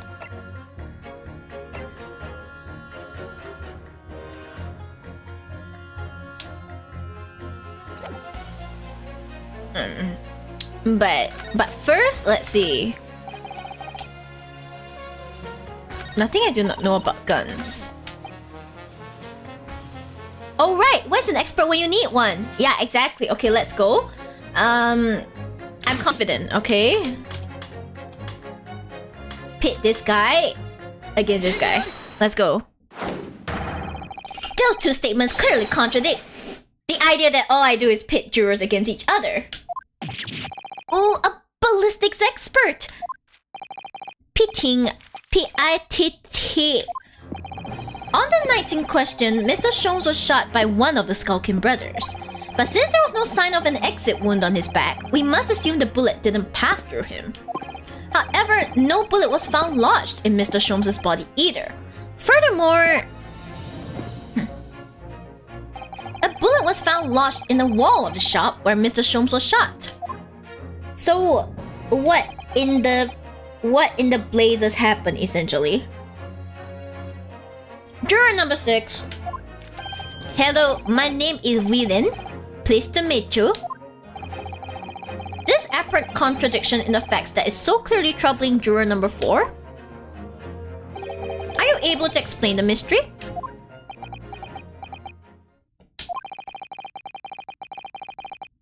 I have seen very similar situation in motherland. Oh? It was night. There was blizzard. I was running away along mountain road in freezing cold. Golly. The snow was piling high on both sides of road. It was very narrow and dangerous. My pursuers had hunting rifles and they were on dog sleds. Mental note, don't ask too many questions. Long story, I know, right? I was shot from behind and I fell down in snow. And this situation was very similar to what I hear today from doctor. They could not find bullet in my body. And no sign of, how do you say, exit wound. Then where did the bullet go? Bullet never hit me. Well, if it never hit you, then why did you fall down? Bullet hit frozen wall of ice very close to my side. Oh? What? One small piece, very sharp, broke away from lump of ice and pierced my body. It made deep wound that looks just like bullet wound. Good gracious! Of course, a piece of ice quickly melted inside me. And that is solution to mystery of disappearing bullet. Wow. Gee, I wonder what is similar to sharp eyes. Gee, I wonder. But that doesn't answer the question at all. The shooting happened in a pawnbroker's shop. Not some snowy mountain road in another country. Just an idea, but we might not be looking at exactly the same scenario here.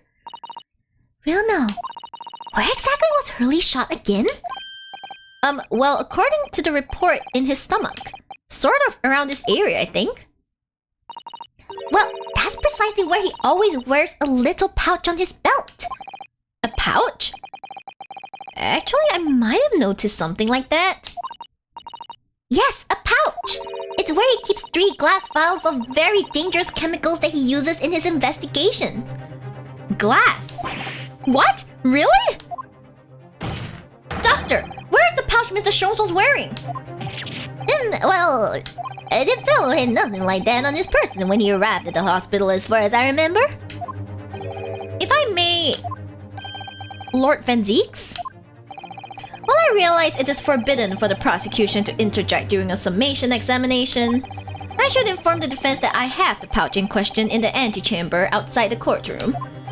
Sorry? As I understand it, when the police arrived on the scene and found Mr. Sholmes injured, they removed the pouch in order to assess the wound. Ah! Thank goodness! I thought I was getting forgetful for a moment. Since then, it has been in my safekeeping along with all the other evidence relating to the case. I can personally vouch for the fact that it has not been touched since the incident occurred. Very well. While extremely unconventional during a summation examination, I must demand the prosecution presents the item in question with all speed. Bring forth Mr. Herlock Sholmes' pouch. Let's go. Let's look at his pouch, man. I see. So this is the pouch worn by Mr. Sholmes on the night in question, is it? Oh wait, one of them is broken. Look at that! One of the files is broken and the leather around it is scorched black. It's almost as if the file exploded. Exploded.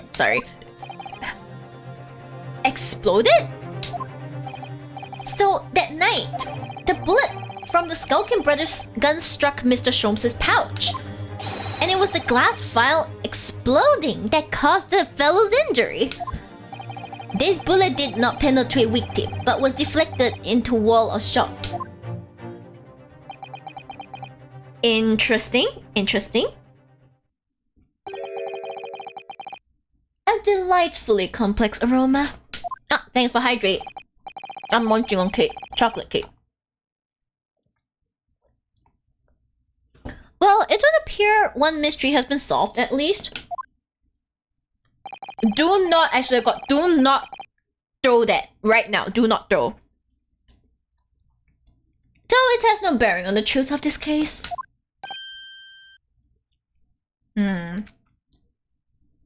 Really? Does it not have any bearing at all? Cake, yes, rabbit. Finally, I have cake again. It's actually a frozen cake from the freezer. That's why it takes... It takes a while to like defrost. I'm only eating it now, even though I took it out quite a while ago. Complex A, Van Zeeks. Turns out there are 3 bullets now. A. The bungling and burgling brothers shot the detective, and the accused shot the pawnbroker. The pertinent facts of the case remain unaltered. The bullet melted? You know, you may not be too off the mark. We should take that into consideration. What if it melted, right? But at least the mystery's solved. I can sleep easy tonight. Thank you, young man. Yeah, thank you very much. Glad I could help. Due to its bearing on the conundrum just solved, the court will sequester this scruffy pouch as evidence. Hellie's pouch isn't scruffy! The Sholmes' pouch has been entered into court record. Okay, we need to take a look at it, right? Okay. It's really scorched badly just here. Oh, the strap is broken. Look. Hi, honey. Hello. That floating doggo is dangerous. What do you mean it's dangerous? Medium milk tea, 50% sugar, less ice, and pros would never do anything dangerous, alright? He would never do anything dangerous. He just floats around, hit empty, no thoughts, okay? He is my precious companion. He is not dangerous, don't worry. This must be where the bullet hit, then. Let me see. Oh my god!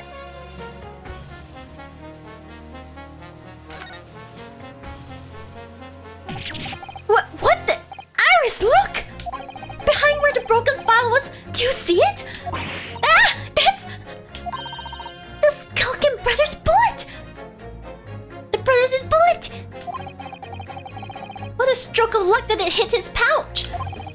This is an amazing discovery! What this means is... there were 3 bullets fired at Windy Banks that night. 3 bullets, Vanzeeks. Take that. Exactly. Take that, Vanzeeks. We found exactly what that drawer was talking about. The 3rd bullet.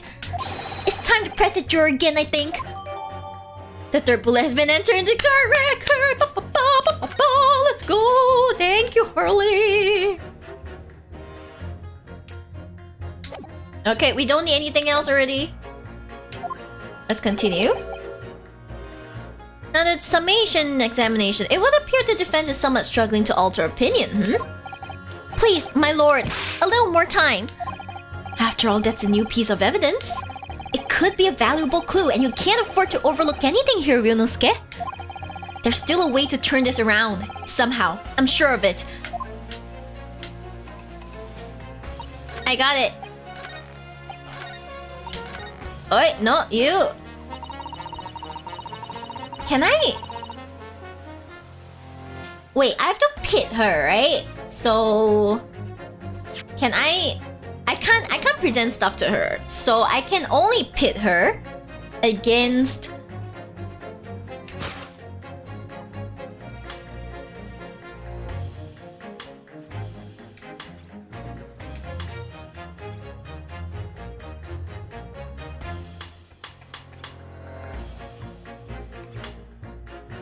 wait, who do I pit her against? Wait, give me a moment.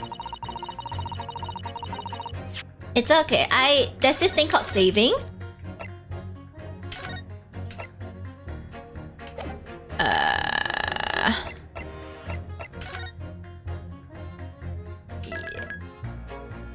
Pit her against Shibs. Look, I can't win a fight against a lady's maid, okay? Or like, I can't win a fight against a maid. She would wipe the floor with me, okay? Literally and figuratively. I don't want that to happen, alright? Like, I know my own abilities. That just shouldn't be. I've pressed all of them, so basically, I have to pit her against someone. Have you pressed her? I did. Wait, oh yeah, I have to press her again, sorry. All the way until... could that be possible? I can prove it now! Allow me to show you then the 3rd bullet. Kurae! Here it is. We discovered it just now. Yes, on the night in question in Windy Bank's pawnbrokery, another bullet was fired. What is this new trickery, you Nipponese conjurer? Where did you find that bullet? It was lodged inside Mr. Sholmes' pouch. What? Oh, Vanzeeks, are you telling me you didn't look inside the pouch? Sounds like a skill issue, Vanzeeks. Huh? Okay, I'm sorry. I shouldn't be so mean. This pouch was removed from around Mr. Sholmes' waist before he was taken to hospital. And since then, it has been touched by no one. Do you mean to say the shot fired by the Skulkin brothers that night? Yes, as your lordship has surmised, it hit this pouch. But that makes no sense whatsoever. We already know the whereabouts of the bullet fired at Mr. Sholmes. It's clearly visible in this photographic print. 2 guns from the scene have already been submitted to the court record as evidence. Yes, that of Mr. Windybank and that belonging to the Skulkin brothers. An examination of both guns revealed that only a single bullet had been fired from each. That means there was another gun. Oh my god.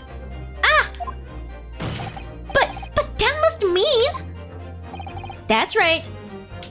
We now know that on the night in question, 3 bullets were fired. However, only 2 bullets were fired from the guns recovered from the crime scene. And until that incontrovertible inconsistency is somehow explained, We cannot and must not pass judgment.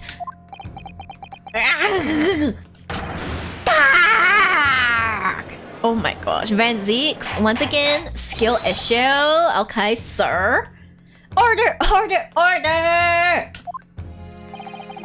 While this summation examination remains incomplete, the court has been presented with new facts. Facts that would appear to shake the very foundations upon which the case against the defendant has been built. Van Zeeks got the take that. He really went, take that, huh? As is my prerogative in this situation, I hereby temporarily suspend the summation examination. By Jupiter! What? What? Bailiff, bring the witnesses back to the stand at once. Oh my gosh, look at their expressions. They're like, abadaba? Abadabadaba. Aha, aha, I like how Gregson is just there like, what am I even doing here, man? Witnesses! Governor! Were you listening to proceedings while the defense carried out the summation examination? We was, Governor, we was! Perhaps we can dispense with the tedious preamble. Simply answer this one question. A third bullet has been identified at the scene of the crime. What do you make of that? Make of it, Gov? I don't make nothing of nothing if I can... Is it one of yours? Go blimey, Gov, go blimey. Not a chance. In that case, did you have an accomplice? What? Eh? What? Never! The Skulking Brothers work alone. It's just the two of us. That's our trademark. How soon we forget poor Sulky. Guys, remember Sulky? Yeah, anyway. Only 2 of the bullets from the crime scene originated from the firearms we have in evidence. The third bullet was fired from another gun. Where is it? Lummy, there's a head scratcher.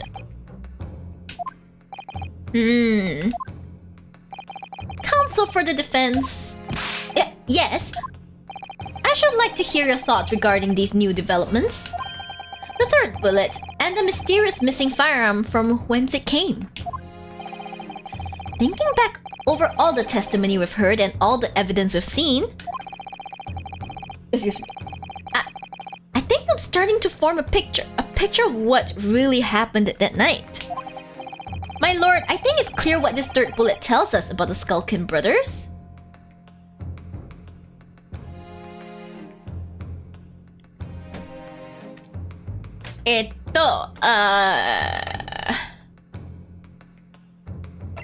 It's nothing to do with them? I feel like this is most likely. I believe it has nothing to do with them. Eh? Eh? Nancy? That's right! Yeah, nothing to do with us, Gov. We've established that 1 bullet was fired from each of the 2 guns already known to the court. The logical conclusion, therefore, is that on the night in question at Mr. Windybank's pawnbrokery, there was another person present in possession of a third firearm.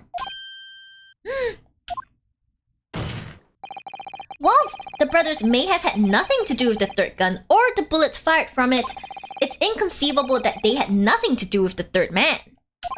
Yes, the brothers were working with an accomplice who was carrying a gun! An accomplice, you say? Pigswill. Do not throw it, do not throw it. These protracted proceedings have already forced us to endure 2 summation examinations. Yet in all that time, there has been not a murmur of a third man, if this apparently wraith-like being exists. Wah! The court must be shown hard evidence. Without it, this fantasy will be crushed. Ah! The prosecution demands answers on 2 counts. Firstly, proof, evidence that this accomplice was ever at the scene of the crime. And secondly, the identity of this spurious character. The Skulkins are lying. I know that.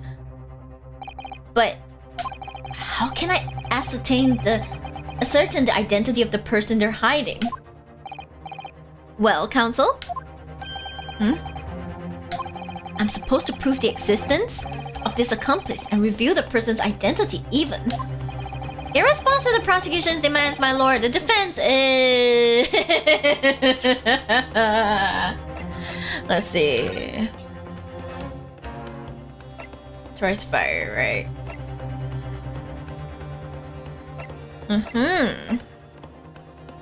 So if this isn't Shoms's, then...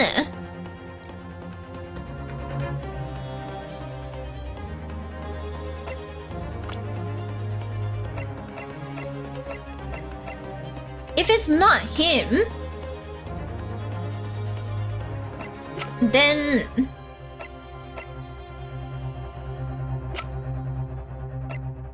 Hey, got Benedict Lamau.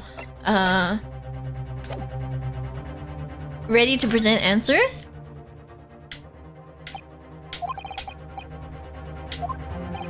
So, my Nipponese friend, despite the swimming eyes, you seem to think you have something to say. This promises to be interesting.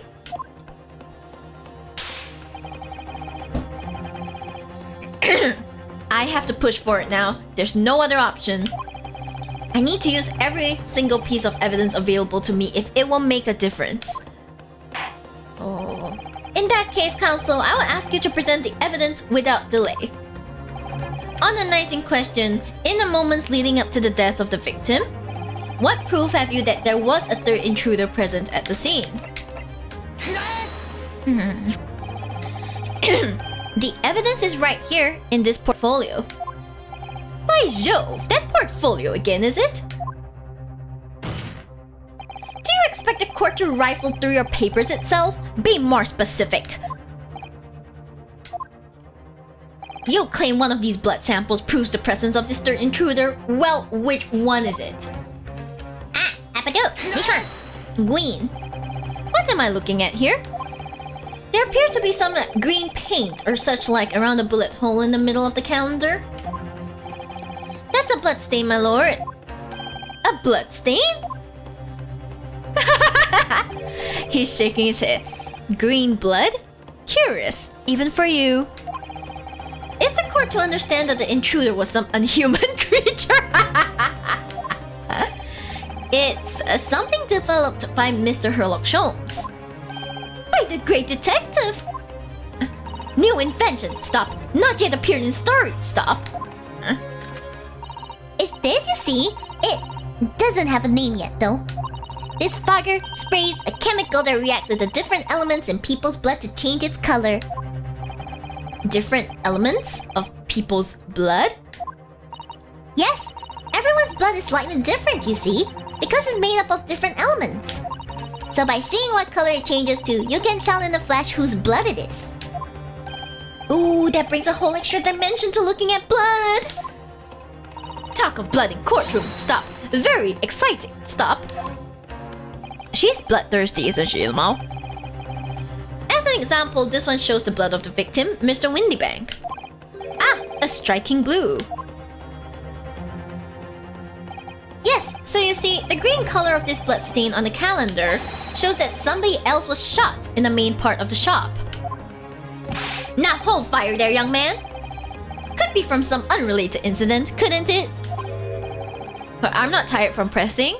That's her job. She is trained, guys. She is trained. Okay?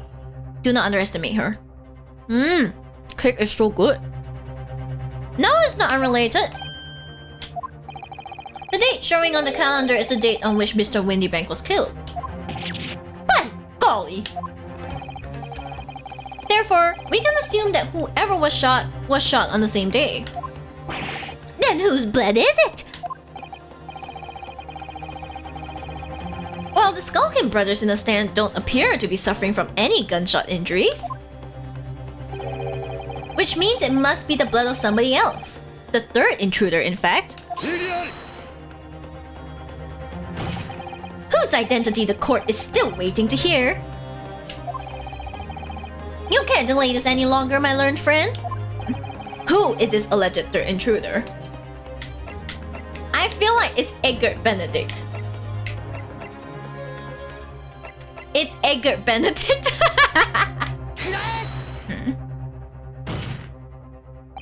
The man's name is Edgar Benedict. Edgar Benedict? Who on earth are you talking about, Council? He paid a visit to Windy Bank's pawnbrokery on the afternoon before the incident took place. When the accused attempted to deceive the pawnbroker into releasing this article into her possession. That's right. Save first. I don't need that save button, ha! The man identified by the defense, Mr. Egert Benedict, then attempted to take the article from the defendant by force.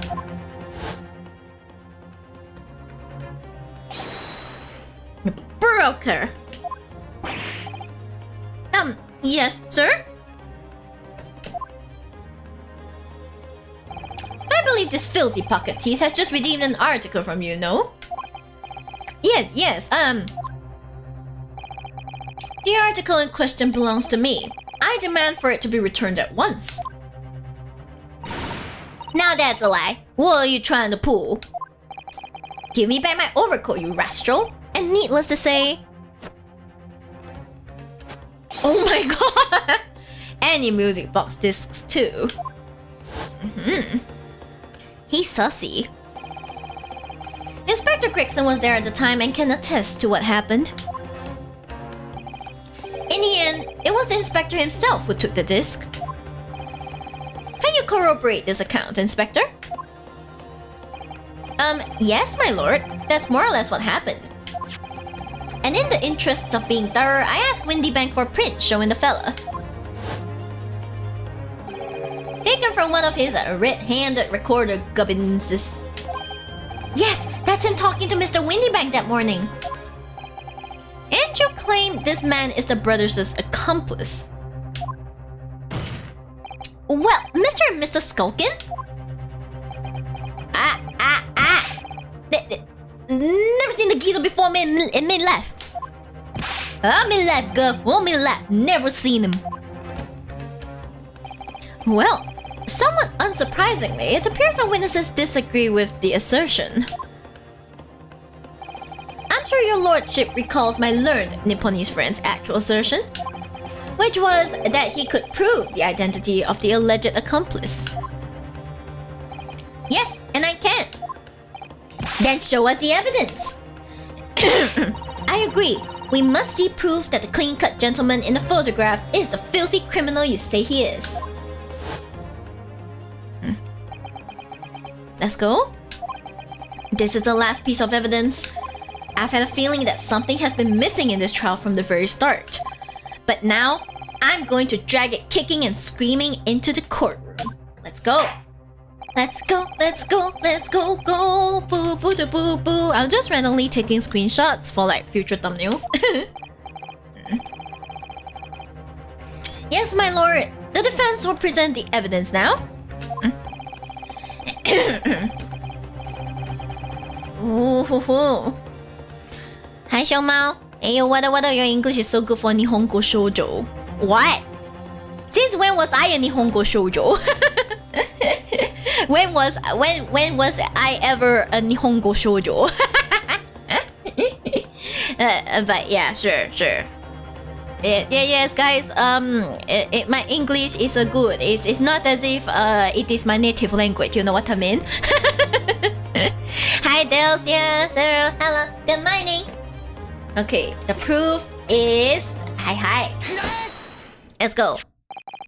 As I mentioned before, on the afternoon of the day in question, the defendant attempted, deceitfully, admittedly, to reclaim this disc from Windy Banks. Which is when the aforementioned Egert Benedict appeared on the scene, I believe. I still cannot stand his name. Imagine, hey, I am, flipped hair, Egert Benedict. How do you say that with a straight face? How? Oh my god. This man then attempted to purloin the article from the defendant's possession, no? What the hell's purloin? That's correct, my lord. I myself was present at the time. It was following this that the minor incident occurred.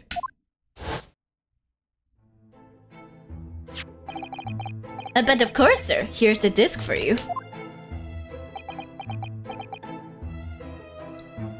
Very well. Oh my gosh. Then I shall bid you farewell. Say goodbye to style.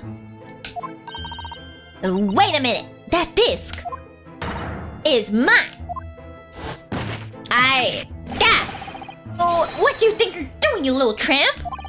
You've drawn blood, you filthy animal! Oh yeah, I forgot it drew blood. I forgot that was his blood specifically. Oh dear. Your accent. I don't know why, but I find Asian accent very sexy. Okay. Your accent is both cute and sexy though. Okay. That's weird, but okay. That's weird, but alright. If you say so. I don't think I have an Asian accent though, but alright, if you say so, Lamau. Being a music box disc, it has countless small but sharp metal protrusions over its surface. Those protrusions caused Mr. Benedict's finger to bleed. And the resulting smear of blood is still visible on the disc now. Goodness, a blood stain, is it? My assistant and I have just analyzed the blood stain here in this very courtroom. Using my trusty fogger gun. Yes, and we added the results to this portfolio. I say! It's green! It's exactly the same color as the blood around the calendar! Here's the other accent. Shh! Do not expose the hour. The evidence is conclusive. The man calling himself Mr. Egbert Benedict, who was in Windybanks earlier in the day, is the accomplice who was present at the scene of the crime that same night. Oh boy, baby! So there was someone else there. Look at those two brothers now, they're sweating buckets. Oi, who are you talking about? It's boiling in here. My lord, it is the opinion of the defense that Mr. Egbert Benedict should be summoned to the courtroom to testify. It would certainly seem that we can ill afford to ignore this gentleman's apparent presence. This has gone on long enough. Oh, welcome to the Shibdom Grimgawa. Welcome. This flagrant ignorance of the mechanics of law. Sherlock Holmes, you say? Yes, I've heard the name. The protagonist in a series of short stories for the vulgar classes. A god of detection or some such. Oh, how dare you insult him? I may not like him, but only I'm allowed to insult Sherlock Holmes. Okay, you understand that, Benedict, huh? You may be really handsome, but shh! Know your place. Know your place, okay?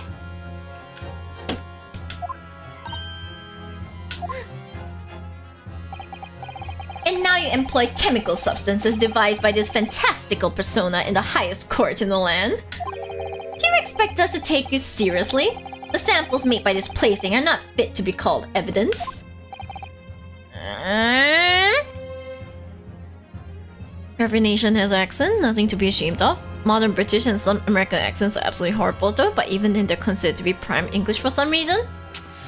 They're the most standard forms of English, I guess. I can totally understand you, that's the most important thing about language. I'm glad you can understand me, I try to speak as clearly as possible, guys. So the bloodstain turned a shade of green. What of it? Here's to you successfully proving that no other blood in the world would turn the same color. Well. Oh, dude! Doctor! Oh my god! He took out the leg!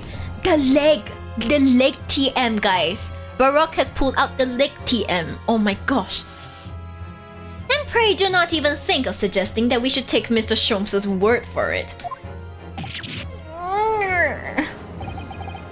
Is he right? Is Mr. Sholmes' concoction a load of rubbish? I don't know, I mean he's a great detective. What are you talking about? You can't let him get away with that.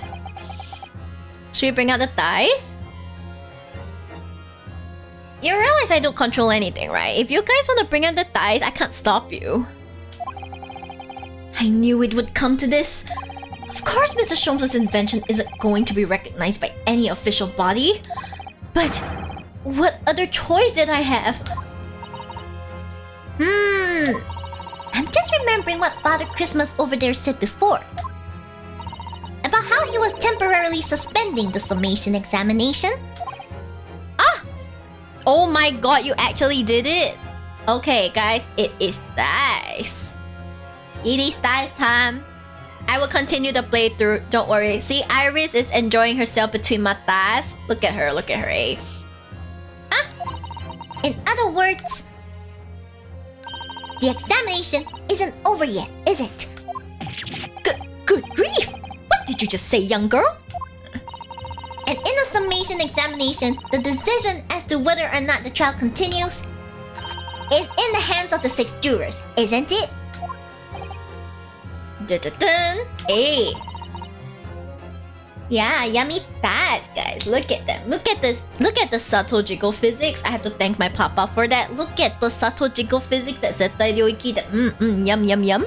Yum yum yum yum yum. Which was me, I mean what? What? So the way I see it, it doesn't matter what certain other people think of Hurley's invention. At least, not for now. Yes, she's right. Van Zieks brought toes, we brought thighs. Hey, look at that, baby. Aye. Young lady, you have quite the devious mind. It really just comes down to one thing. Whether these ladies and gentlemen of the jury are convinced by what you say, Runo. Is that about right, would you say? Or did I misunderstand something? Unbelievable!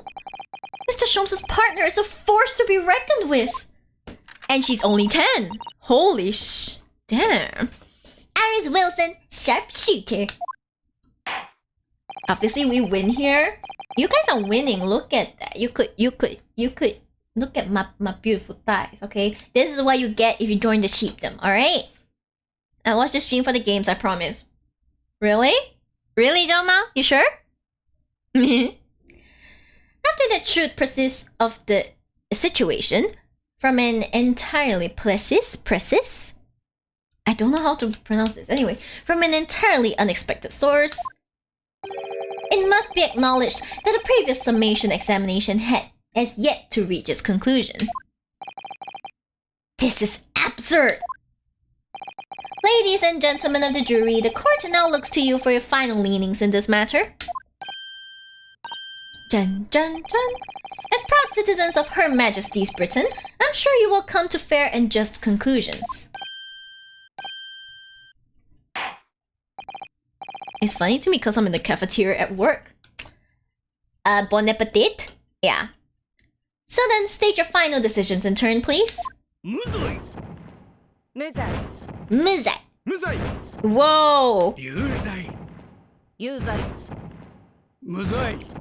Oh, it's still a majority! It's still a majority, baby! Let's go. 2 called guilty and 4 called not guilty.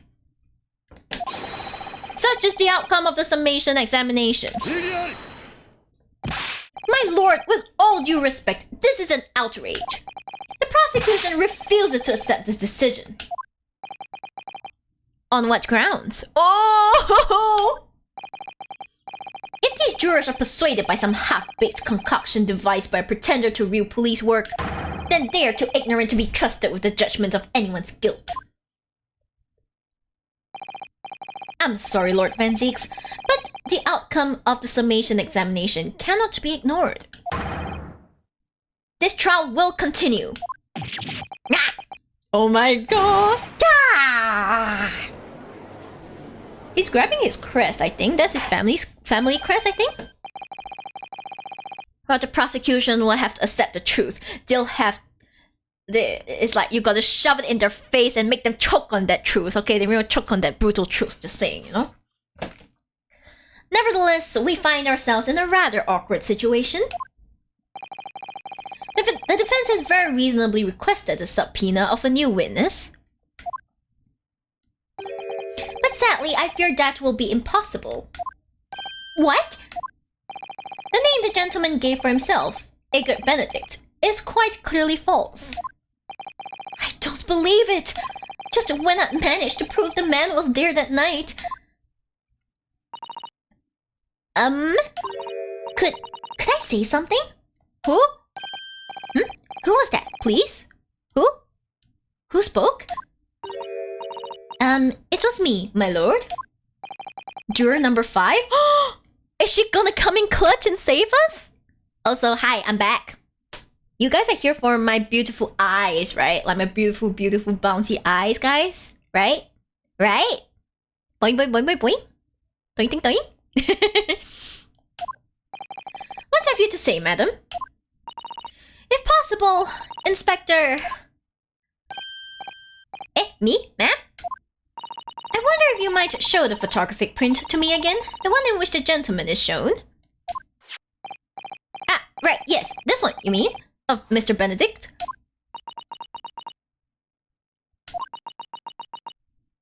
Are you related to him? Yes. There's no doubt in my mind. Juror number 5, you don't mean to say...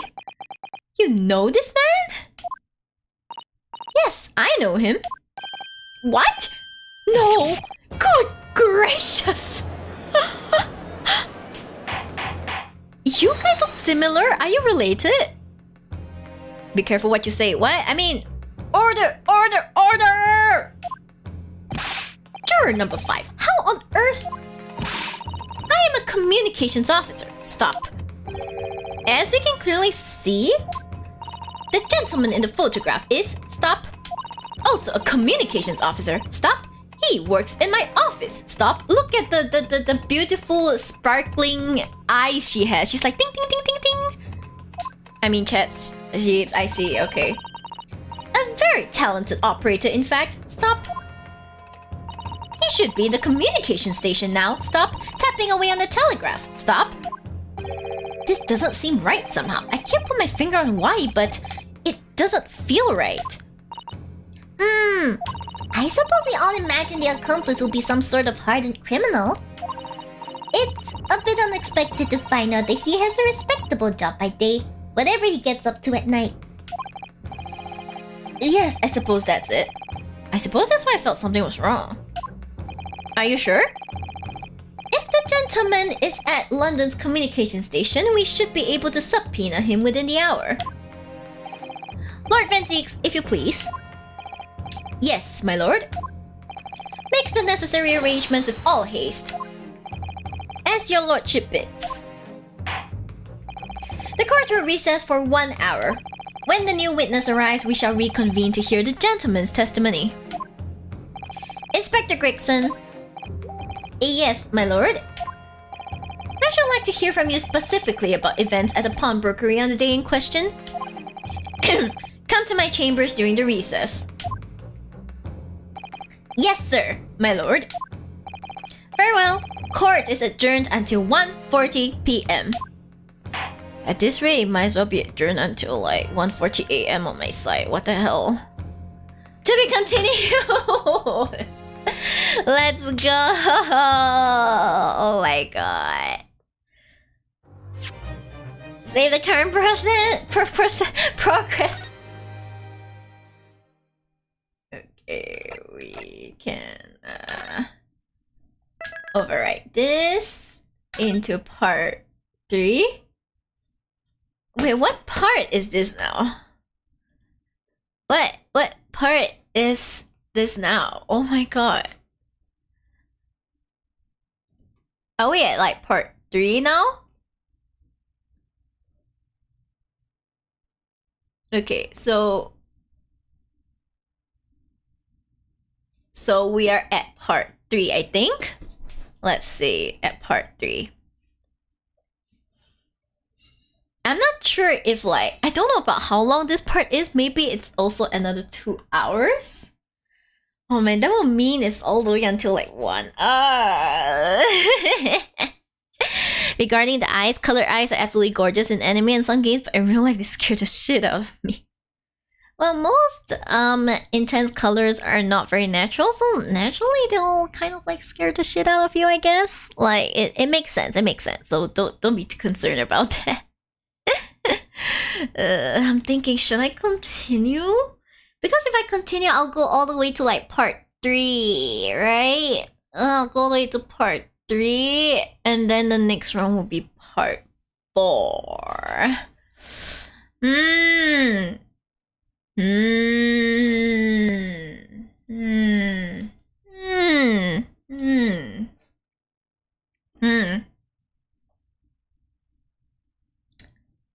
You know what? How about a short break? And then when I come back, maybe I might continue, maybe not. No promises, I guess. No promises yet. But kinda wanna like get my things in order. So this time I'll put you guys on the Be Right Back screen. Give me like 5 to 10 minutes, I guess. Okay. See you guys in a bit. Be right back. Hey.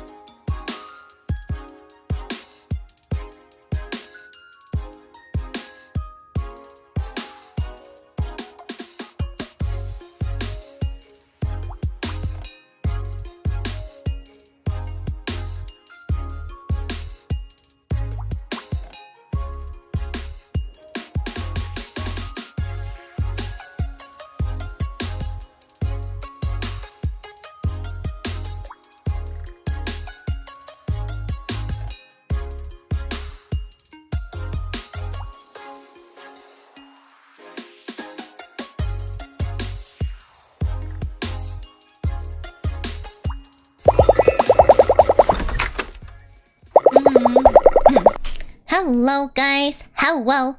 Okay, I'm back. I don't know.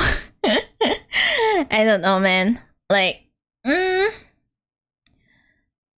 because the thing is that I want to continue for like maybe another hour, but at the same time, it's likely that this part will be at least 2.5 hours long, and I don't think I can last another 2.5 hours. I'm going to perish. Okay, so we're gonna do this from now on. Okay, so we're gonna play one part. Gonna play one part a week until like we finish this off, and then the next time we start on like the next game. Next time we start on the next game, like I think even if I change to Honkai Star Rail, I mean I could change to Honkai Star Rail, but like it's a bit troublesome to change. It's a bit troublesome to change on YouTube. So I think I won't do that. Yeah, I think I won't do that. Yeah.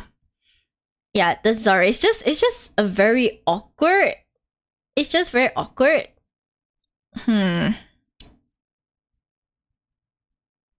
How about this? I continue this part, right? Because I can save any time, and then maybe we'll play for about an hour or so, and then like next time we play, and then next time we'll continue from there for about another 3 hours. How about that? How about that? I think that will work out, right? That will absolutely work out. Okay then. Yeah, let's go. If you guys agree with that, then I think this should be okay. No, so I'm gonna keep my eye on the clock. At around the 1 hour mark, I will just stop, okay? Yeah. Well, how do you like this game so far? I'm somewhat Ace Attorney fan, but I couldn't finish GAC because of the pacing and how long some trials are. I feel like some chapters are straight up generated by AI. It's quite long. I admit that this is quite long, but it is a quality story. It is a quality story. I can tell you I would play it much faster if I weren't streaming it, okay? I'll be like playing twice as fast, alright? Now, let's continue. 17th April, 12:41 p.m. The Old Bailey Defendant's Antechamber. Gina! How are you holding up? I'm starting to feel quite warmly towards her frequent cold shoulders now. She's cute. Ginny! Are you alright? Why aren't you saying anything?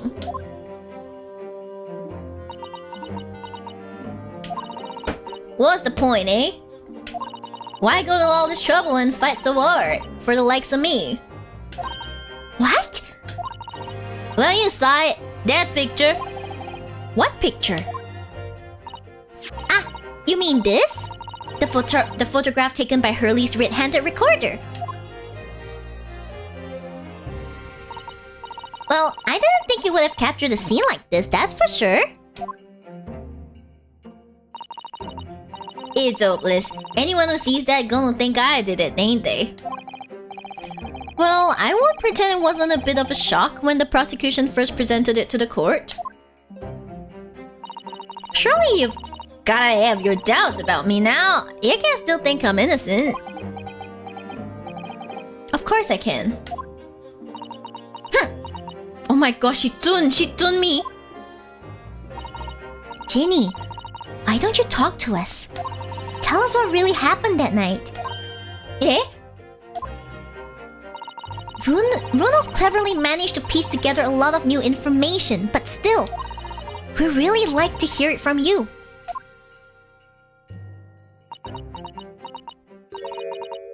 Alright then. Will we finally know the story? Oh my god. It was after we had that dinner together at your place, right, Iris? Now we all had a chat up in your office, didn't we? Yes, I remember.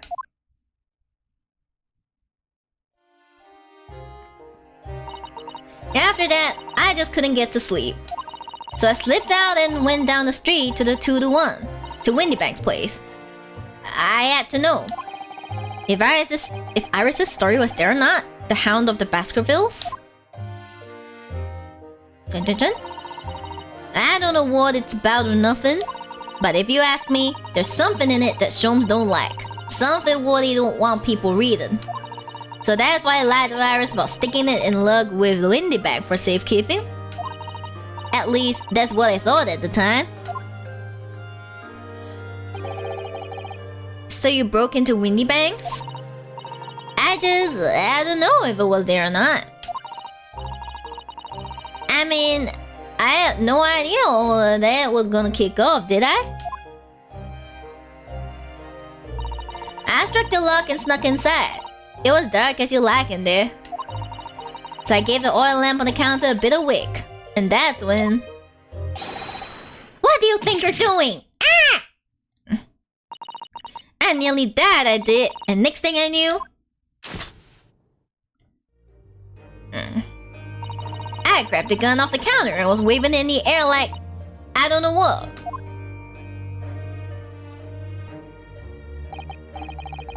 Ah, you're the girl who was in here this afternoon. I didn't think pickpockets went in for armed robbery. the manuscript. Have you got it here? Did Shomes leave a lot of papers with you? A story? I beg your pardon? The Hound or the something or other? If it's here, I want to see it. I'm sorry, young lady, but I'd sooner die than relinquish an article belonging to one of my customers.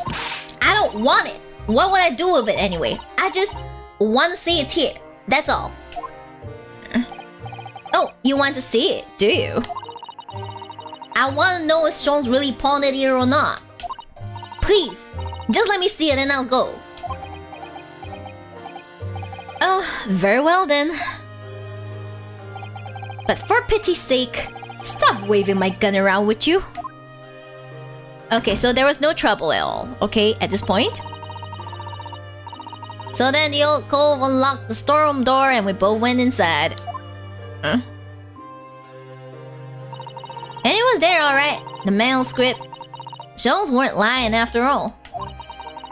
You did all that just to check for me, Ginny? Anyway, then there was a bit of kick about the main bit of the shop. The Skulkin brothers arriving on the scene. The Skulkin brothers arriving on the scene, yes? What was that noise? Someone's breaking in. Dear me, is there some burglars convention here tonight that I don't know about? I think I forgot to shut the door behind me. Sorry. I'd better go and take care of it. Could I possibly have my gun back? Oh, well, I'll come with you and... Now don't be foolish, young girl. You must stay right here. Don't leave this room under any circumstances. Oh, he's so kind. He's like, it's not safe. You stay here, okay? And with that, he took the gun out of my hands and walked back out into the shop. I hung back in the storm, like he said, straining me ears in the dark to hear what was going on. It sounded like they got into a bit of a scrap. I started to think I should help, see? So I was just about to go out the storeroom myself when... Wait, 2 gunshots? I heard a couple of shots go off. 2, I think. Almost at the same time. And then there he was, right at my feet. Lying face down on the floor. That was right next to the storm door, so I slammed it shut and locked it as quick as you like. Because you thought whoever had shot Mr. Windybank might come for you? Yeah? So I went to grab the old cove's gun. I figured I'd put up a fight at least. But when I got a better look at him, I knew.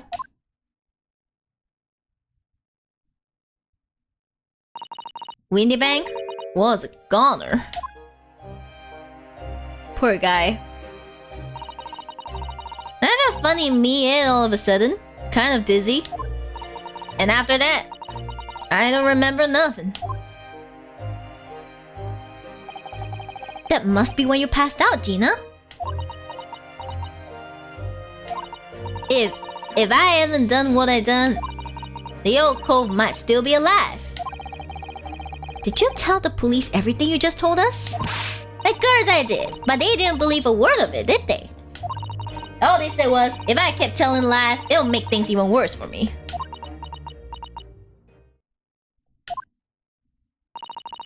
It'll be alright, Ginny. Don't worry. Just stay strong for a little longer. Runo's about to put the real culprit through the mill.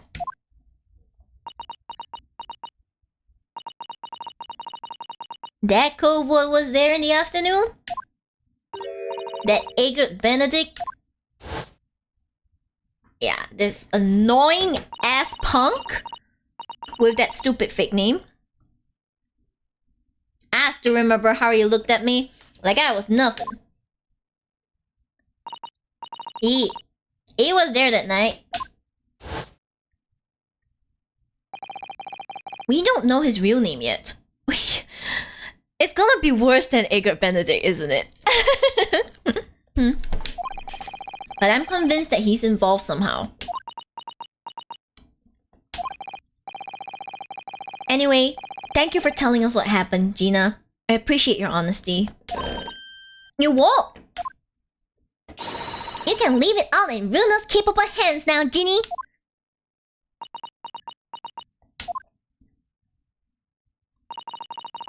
Mr. Nara Odo. Yes? How come you trust me? I don't get it.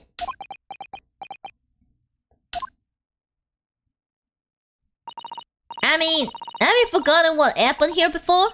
Come on, it was only 2 months ago.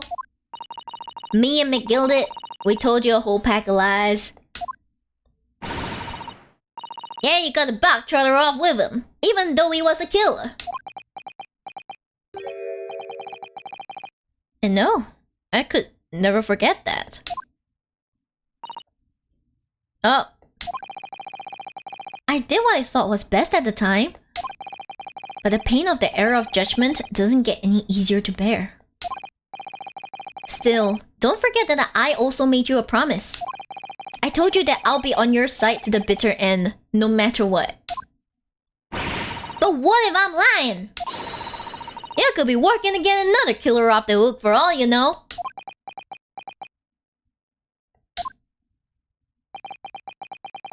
Aww. Your Irish voice absolutely adorable, Mita Kawaii. Thank you! I tried my best! I was once in your position, Gina. I was the accused in the trial. You were? Before I left Japan, I was accused of murder. And strange as it might sound, the circumstances of the crime were pretty damning. I was sure that no one would believe it. It wasn't me who had done it. Oh, Bruno. But there was one person who stood up for me, who believed in me, and was prepared to defend me. My best friend. No, don't play this music, not at this time, no! Not like this, guys, no! I've had enough of touching Asian music, oh my god. Kazuma! Ryunosuke, no one believes in you more than I do.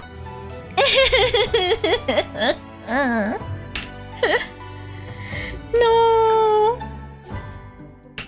Wait, why can't I press it?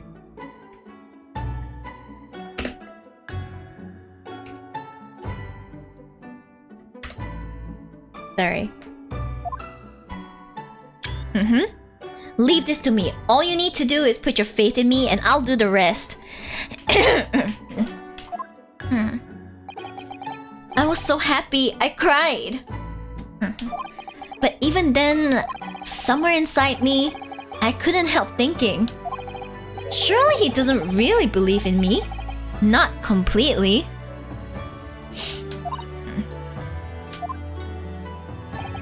But I was wrong. The way he turned around and looked at us.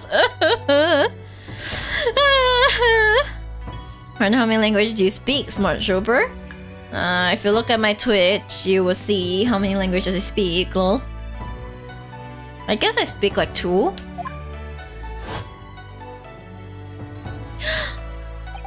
As soon as my trial began, it was obvious. Kyamete! This music. That he had an absolute unwavering belief in me. Yeah, this is very straight, guys. Absolutely straight. And in turn, I developed an absolute unwavering belief in him.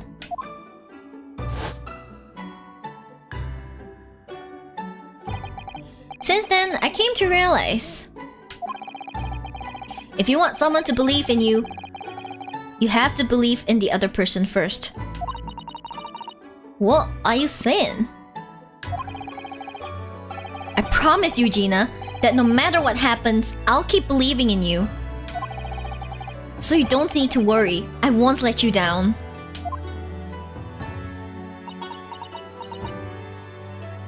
Aw, she's touched.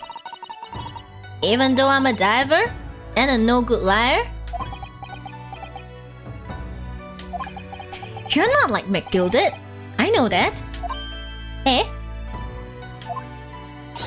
That's right. You're a friend, Ginny. Iris! We know you better than you think. And we've come to the conclusion that you're someone we can trust. Yes. That's really all we need to know. Ah, I see. Ah, well. There. I'm glad you can still watch your favorite media. Shiba, no, lie through all your problems until you become super rich. If only that worked, man. If only. Exactly.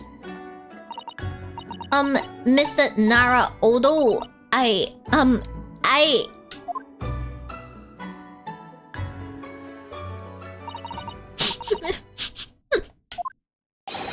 Defendant Gina Lestrade and her legal representative.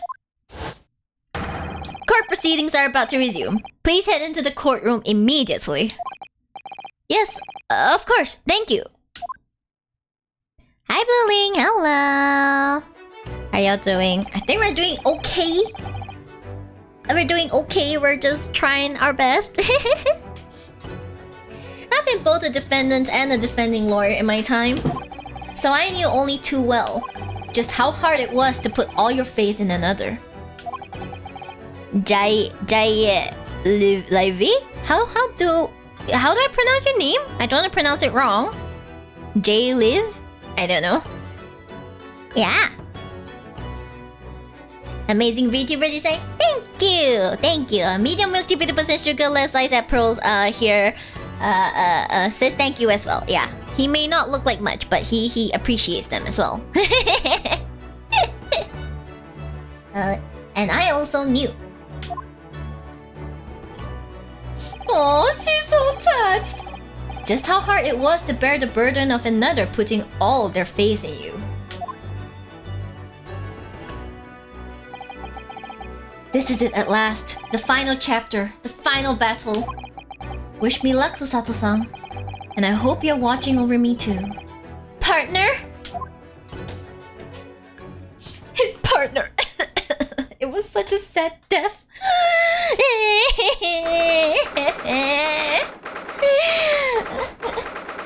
And say, are you talking about my voice? If so, thank you very much. I'm glad you like it. Yeah, I'm glad you like it. I'll do my best all the time. Although not all of my streams are like this where I go through so many voices. Usually I just talk in like my default voice. 17th April, 1:41 p.m. The Old Bailey courtroom. Let's go. We're continuing now, aren't we? We're gonna have 4 people on the stand. This is gonna be insane. I hereby call this court to order as we resume the trial of Miss Gina Lestrade. Lord Van Zeeks, have you successfully subpoenaed the witness? The subpoena was was delivered to the communication station where the man works immediately, my lord. However, the heavy rain has delayed the arrival of his carriage, it would seem. It's raining. I see. Then let us turn our attention to Inspector Grigson's. You know what? I'm gonna search. What the hell's the press is? Let's see. The inspector. The press is a pronunciation. Pressy. Tracy. Pracy. Pracy. Never mind, Lamau. Turn our attention to Inspector Gregson's précis of the case heard by the court this morning. The glaring omission of the third bullet in your report is a serious blunder, Inspector. Yes, I can only apologize, my lord. And although the defense's chemical analysis of the blood at the scene makes for a compelling argument, I cannot permit such untried methods to be used as evidence in my courtroom. There's a French word, is it? I see. I learned something new today, guys. It's a big mistake to cross Hurley and me. A very big mistake. My lord, the subpoenaed witness has just arrived in the building. Thank you, officer. Show him to the stand without delay. Mr. Egbert Benedict. I didn't expect to be crossing paths with him again so soon, and certainly not like this. Yeah, it's like Prissy or something. Prissy. Yeah.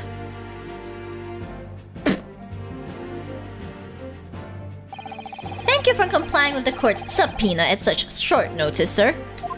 But of course, my lord, as an upstanding member of London society, it is my pleasure to oblige. Now, kindly state your name and occupation for the record. Ashley Graydon, Communications Officer. That's a strangely normal name. Hello, Mr. Ashley Graydon. Mr. Graydon and I both work at London's Central Communications Station. Why does she look like she's blushing? Is she a fan? Now, perhaps somebody would kindly explain what all this is about.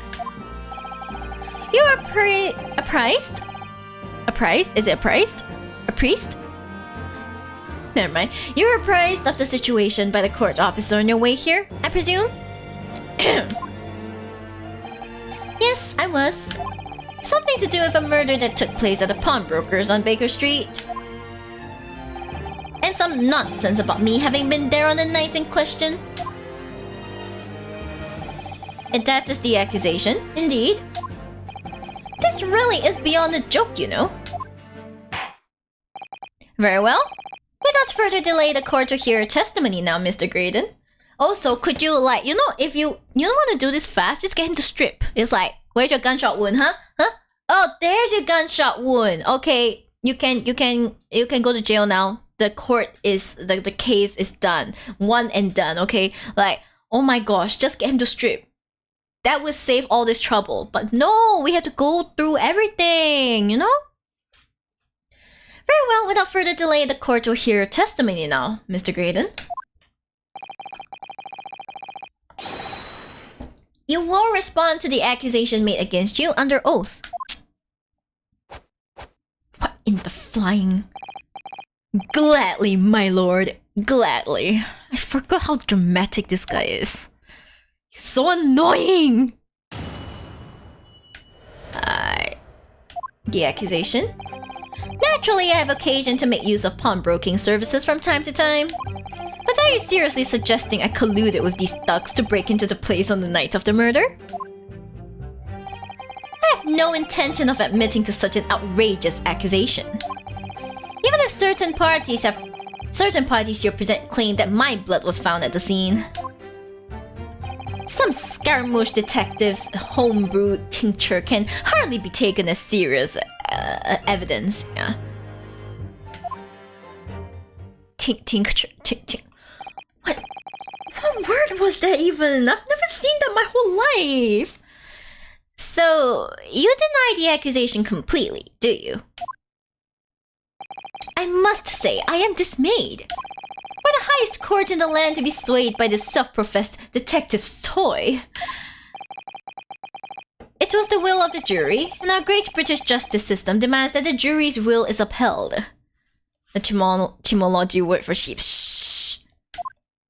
I bet you've never seen it before, Rabbit. Then it would seem we have the misfortune of a most inept assembly of jurors today. By golly! How long am I expected to be detained here? If Following the defense's cross-examination, your involvement in this matter has not been established. You will be free to leave immediately. Good, and I shall be away in time for afternoon tea. Some small consolation at least. Let us not hold up Mr. Graydon any longer than necessary, Counsel. Proceed with the cross-examination. So, we meet again, Mr. Egbert Benedict. Or is it Mr. Graydon? My apologies. You are? Ryunosuke Naruhodo, defense lawyer. We have met. If you say so, Ashley Graydon. Entente. So... What in the flying? Ah! I trust you can conclude this quickly. Ugh, but I'm not holding your flashy hat while we do. Just put it down. Like, throw it into the nearby bin. Throw it into the nearby bin, okay? Yeah.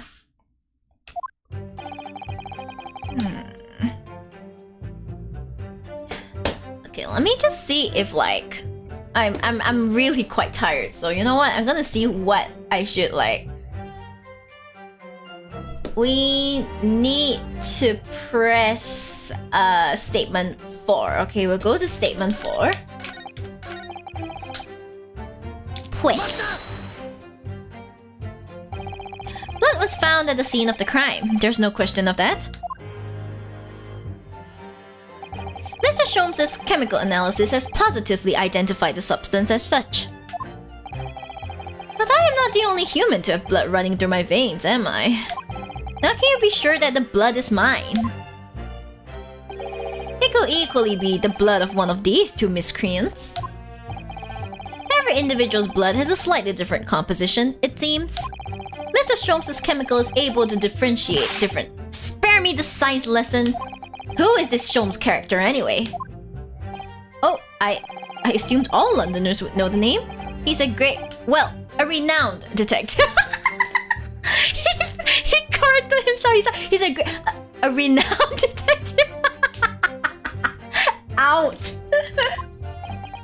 So, even you were unable to bring yourself to say a great detective. And then he gets called out by Fancy.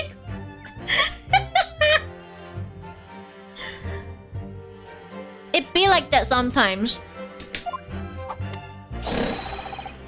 A great detective, you say? Tusk. Now we're in the realm of fairy tales, are we? Chotto. Van Ziggs be facepalm. He does the elegant facepalm that doesn't look like a facepalm, but you know it's a facepalm, you know? Do you have something to say about that, Mrs. Skulkin? Eh? What, me? No, the Mr. Skulkin next to you.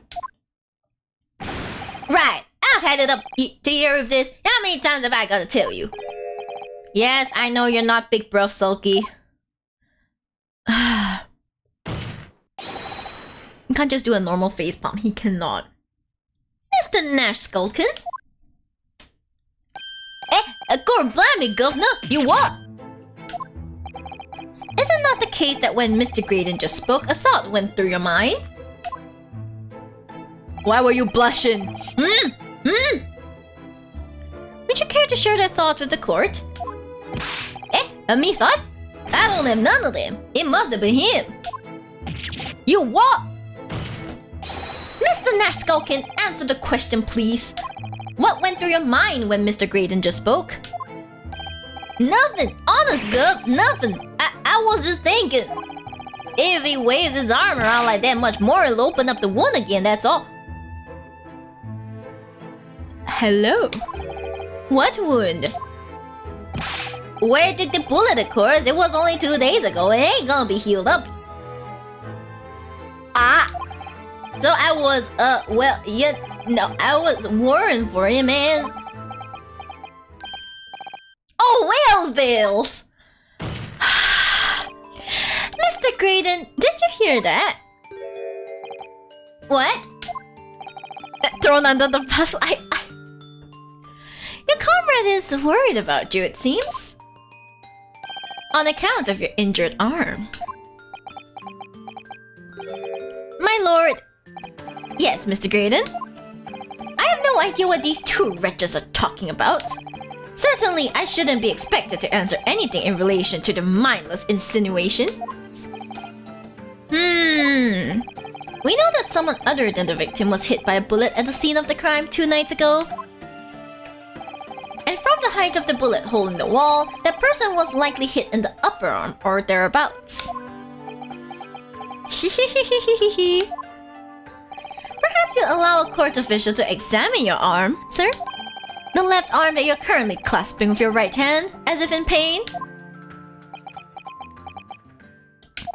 No, I refuse. You have shown no evidence whatsoever that links me to these common thieves. Accordingly, I am not obliged to permit any such invasion of my privacy. Sounds like a guilty person. As I've already said, I'm completely uninvolved in all this. I've never had anything to do with the pawnbrokery where this fellow was killed whatsoever. Oh? I take offense at the insinuation that I was in any way involved. Gee, I feel like this was in the Phoenix Wright case. I know, right? Why not? Oh my gosh. I wonder who was it? Some old guy. What? He was a prosecutor. Oh, I wonder who that was. Huh, guys? You claim to have had nothing whatsoever to do with Mr. Windybank's pawnbrokery. My lord. The defense would like that last statement to be added to Mr. Graydon's formal testimony. Very well, counsel. Baby,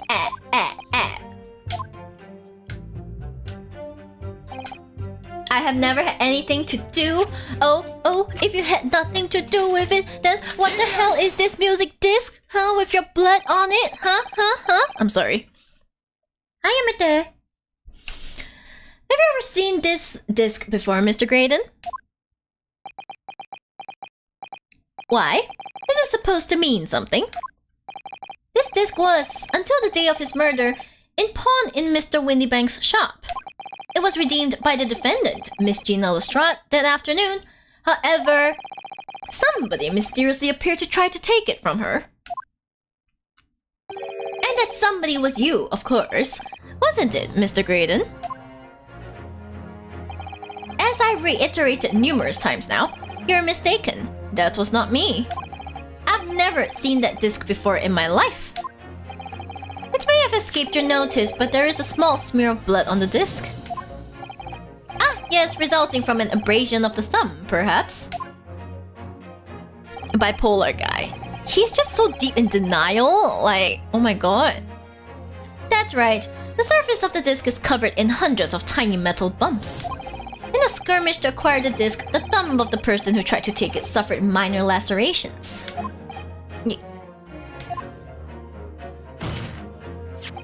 So, while the disc bears the remnants of that skirmish in the form of this smear of blood, the thumb of the person in question must bear the remnants also, in the form of a scratch.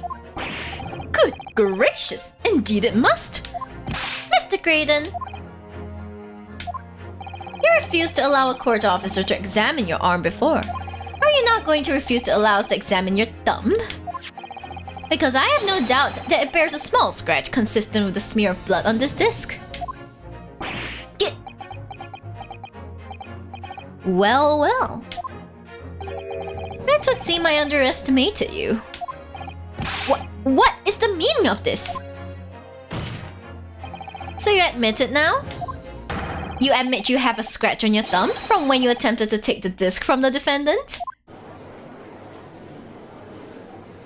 Please take off those disgusting looking gloves. Order! Well, Mr. Graydon? It would appear there has been something of a misunderstanding here. I did not attempt to take the disc, as you put it. No, quite the reverse. What are you trying to say? It's really quite simple, you see. The disc was mine from the outset. Is there some crime in taking an item that you own out of pawn? What? It would seem, Mr. Graydon, that in this piece of evidence, my learned friend has established a link between yourself and the incident. Accordingly, you will tell the court everything you know about this disc now. As you wish. Though I'm quite sure it has nothing whatsoever to do with the pawnbroker's murder. Okay. The disc. There's a note on the disc saying, "From McGilded," but the item belongs to me. The redemption ticket was stolen from me by the accused, that filthy guttling, on the day in question. I proceeded at once to the shop in order to explain my situation and redeem my article. In the end, of course, the disc was taken by the police.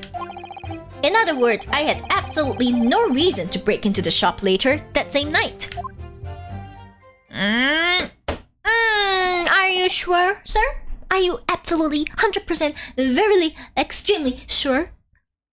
What does the disc contain? No one knows. Maybe porno. I mean, you didn't hear that from me. Maybe. Did I hear you correctly, sir? McGilded, you say? The famous London philanthropist? The one that fucking died in the fire?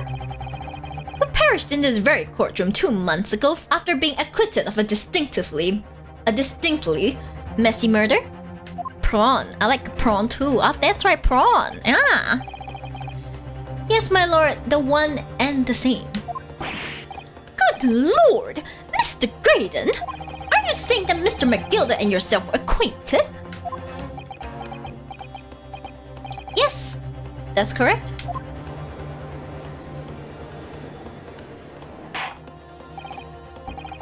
Order! Well, I certainly didn't expect to hear that name uttered here in my courtroom again. According to what Gina told us, this disc was placed in pawn on that fateful night 2 months ago. McGilded himself gave instructions to deposit it at Windybanks. It's funny that Mr. Graydon here is claiming the disc belongs to him then, isn't it? In all likelihood, he's lying. So he appeared that afternoon at Windybanks in order to get his hands on McGilded's disc for some reason. Counsel, you will commence your cross-examination, please? Okay, so what we gotta ask? Okay. Let's see. Examine,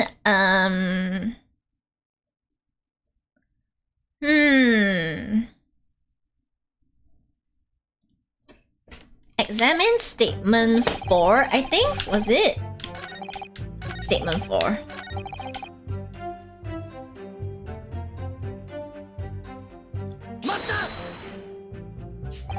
Yes, it was taken by Inspector Gregson here, wasn't it? That's right. This was the very man. Apparently the police are collecting anything that has a connection to Mr. McGilded as evidence.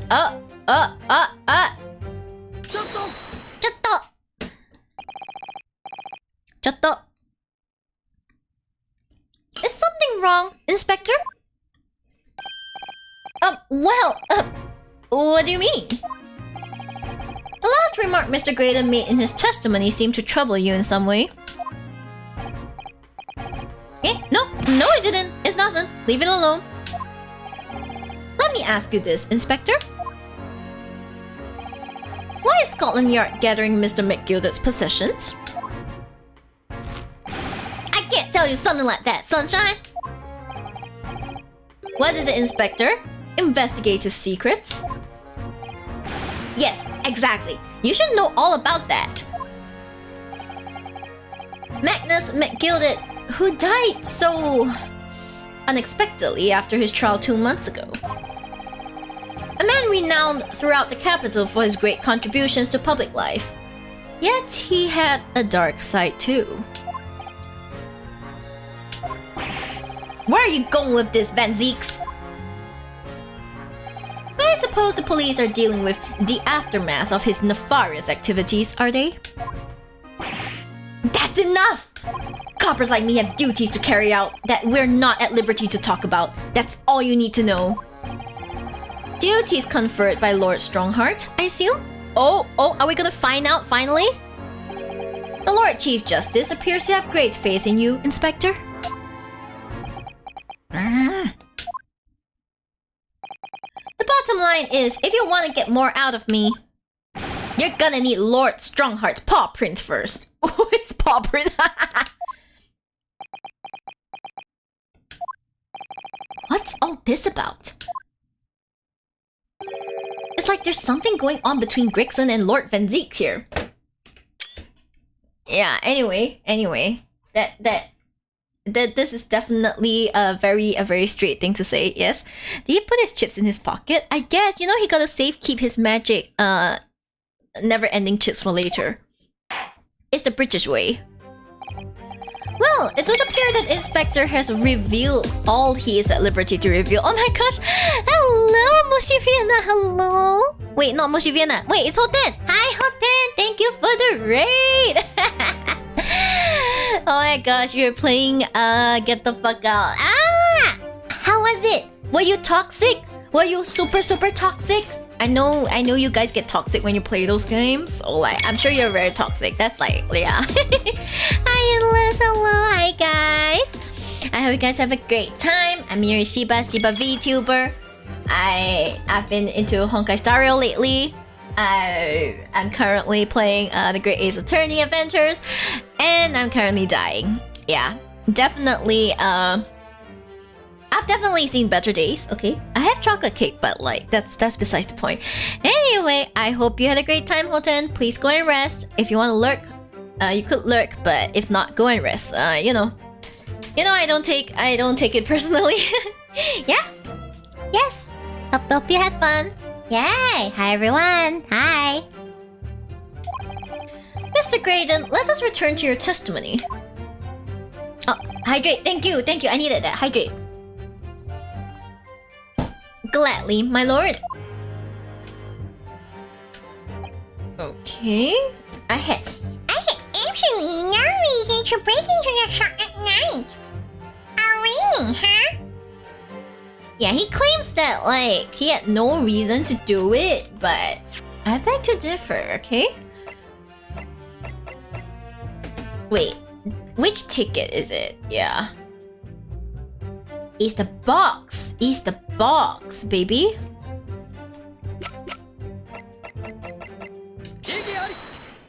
Iggy. Rabbit, did you call Hoten Hotel? And did you call Endless Indias? Hi guys, it's no longer Hoten and Endless. It's Hotel and Indias.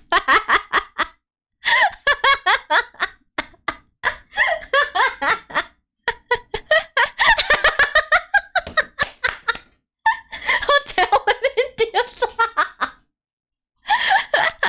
Hoten, your hotel now. I'm sorry, I don't make the rules here. Rabbit does. Hi Hotel, how you doing? Hotel Hoten. Hoten's hotel.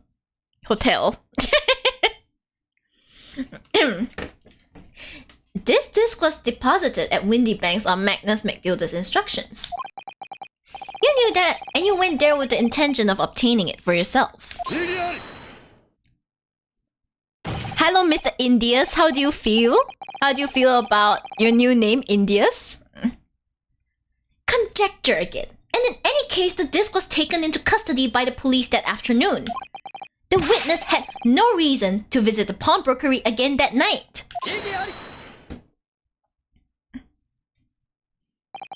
Sorry, my learned friend. Oh, but that's not true. Oh my god, yes! Finally, he gets revenge. Sorry, my learned friend. Oh, yeah, baby. What? Mr. McGilda had another article in pawn at Windy Banks. As this second pawnbroker's ticket proves. Yeah. There were 2 articles belonging to Mr. McGilda in Windy Banks pawnbrokery. And the reason you broke into the shop that night was to recover the second one. Together with your 2 accomplices, the Skulkin brothers. Yeah, This is the second ticket, is it? What had the man deposited? The article description reads, one small box. A rather vague description, it seems to me. Are you suggesting that I broke into the pawnbrokery with these clowns in order to steal some trinket box? Or go look at them, they're like... Yeah, it's like, yeah, we're getting shy to call us clowns. Oh my god. I believe there are etiquette grounds to suspect that you did. Adequate, yeah. This is absurd. Why on earth would I do such a thing? Once the article had been forfeited, I could simply walk into the shop and purchase it. There would be absolutely no need for me to resort to theft. That's a good point. Indeed, the witness makes a solid argument. So that means that for some reason, this Graydon fellow needed the small box that very night, does it? It's time to put an end to this nonsense, my lord. Could you be a little less cryptic, Lord Van Zeeks? I do hate to ruin my learned friend's argument, but the truth is quite incontrovertible. On the night in question, no small box was taken from Windybank's pawnbrokery. And rest assured, the prosecution can prove it. Ay, mi mame. Oh my god. This is the resting in the pieces? What? Good gracious! Okay, you know what, guys? I think this is a good time to save and peace out for me. Because I need to rest for tomorrow's stream. With Kiko, it won't be in the afternoon. In the afternoon, it'll be at night, but Kiko will be with me and Kiko will be fangirling alongside me, so... yeah. Let me just save it.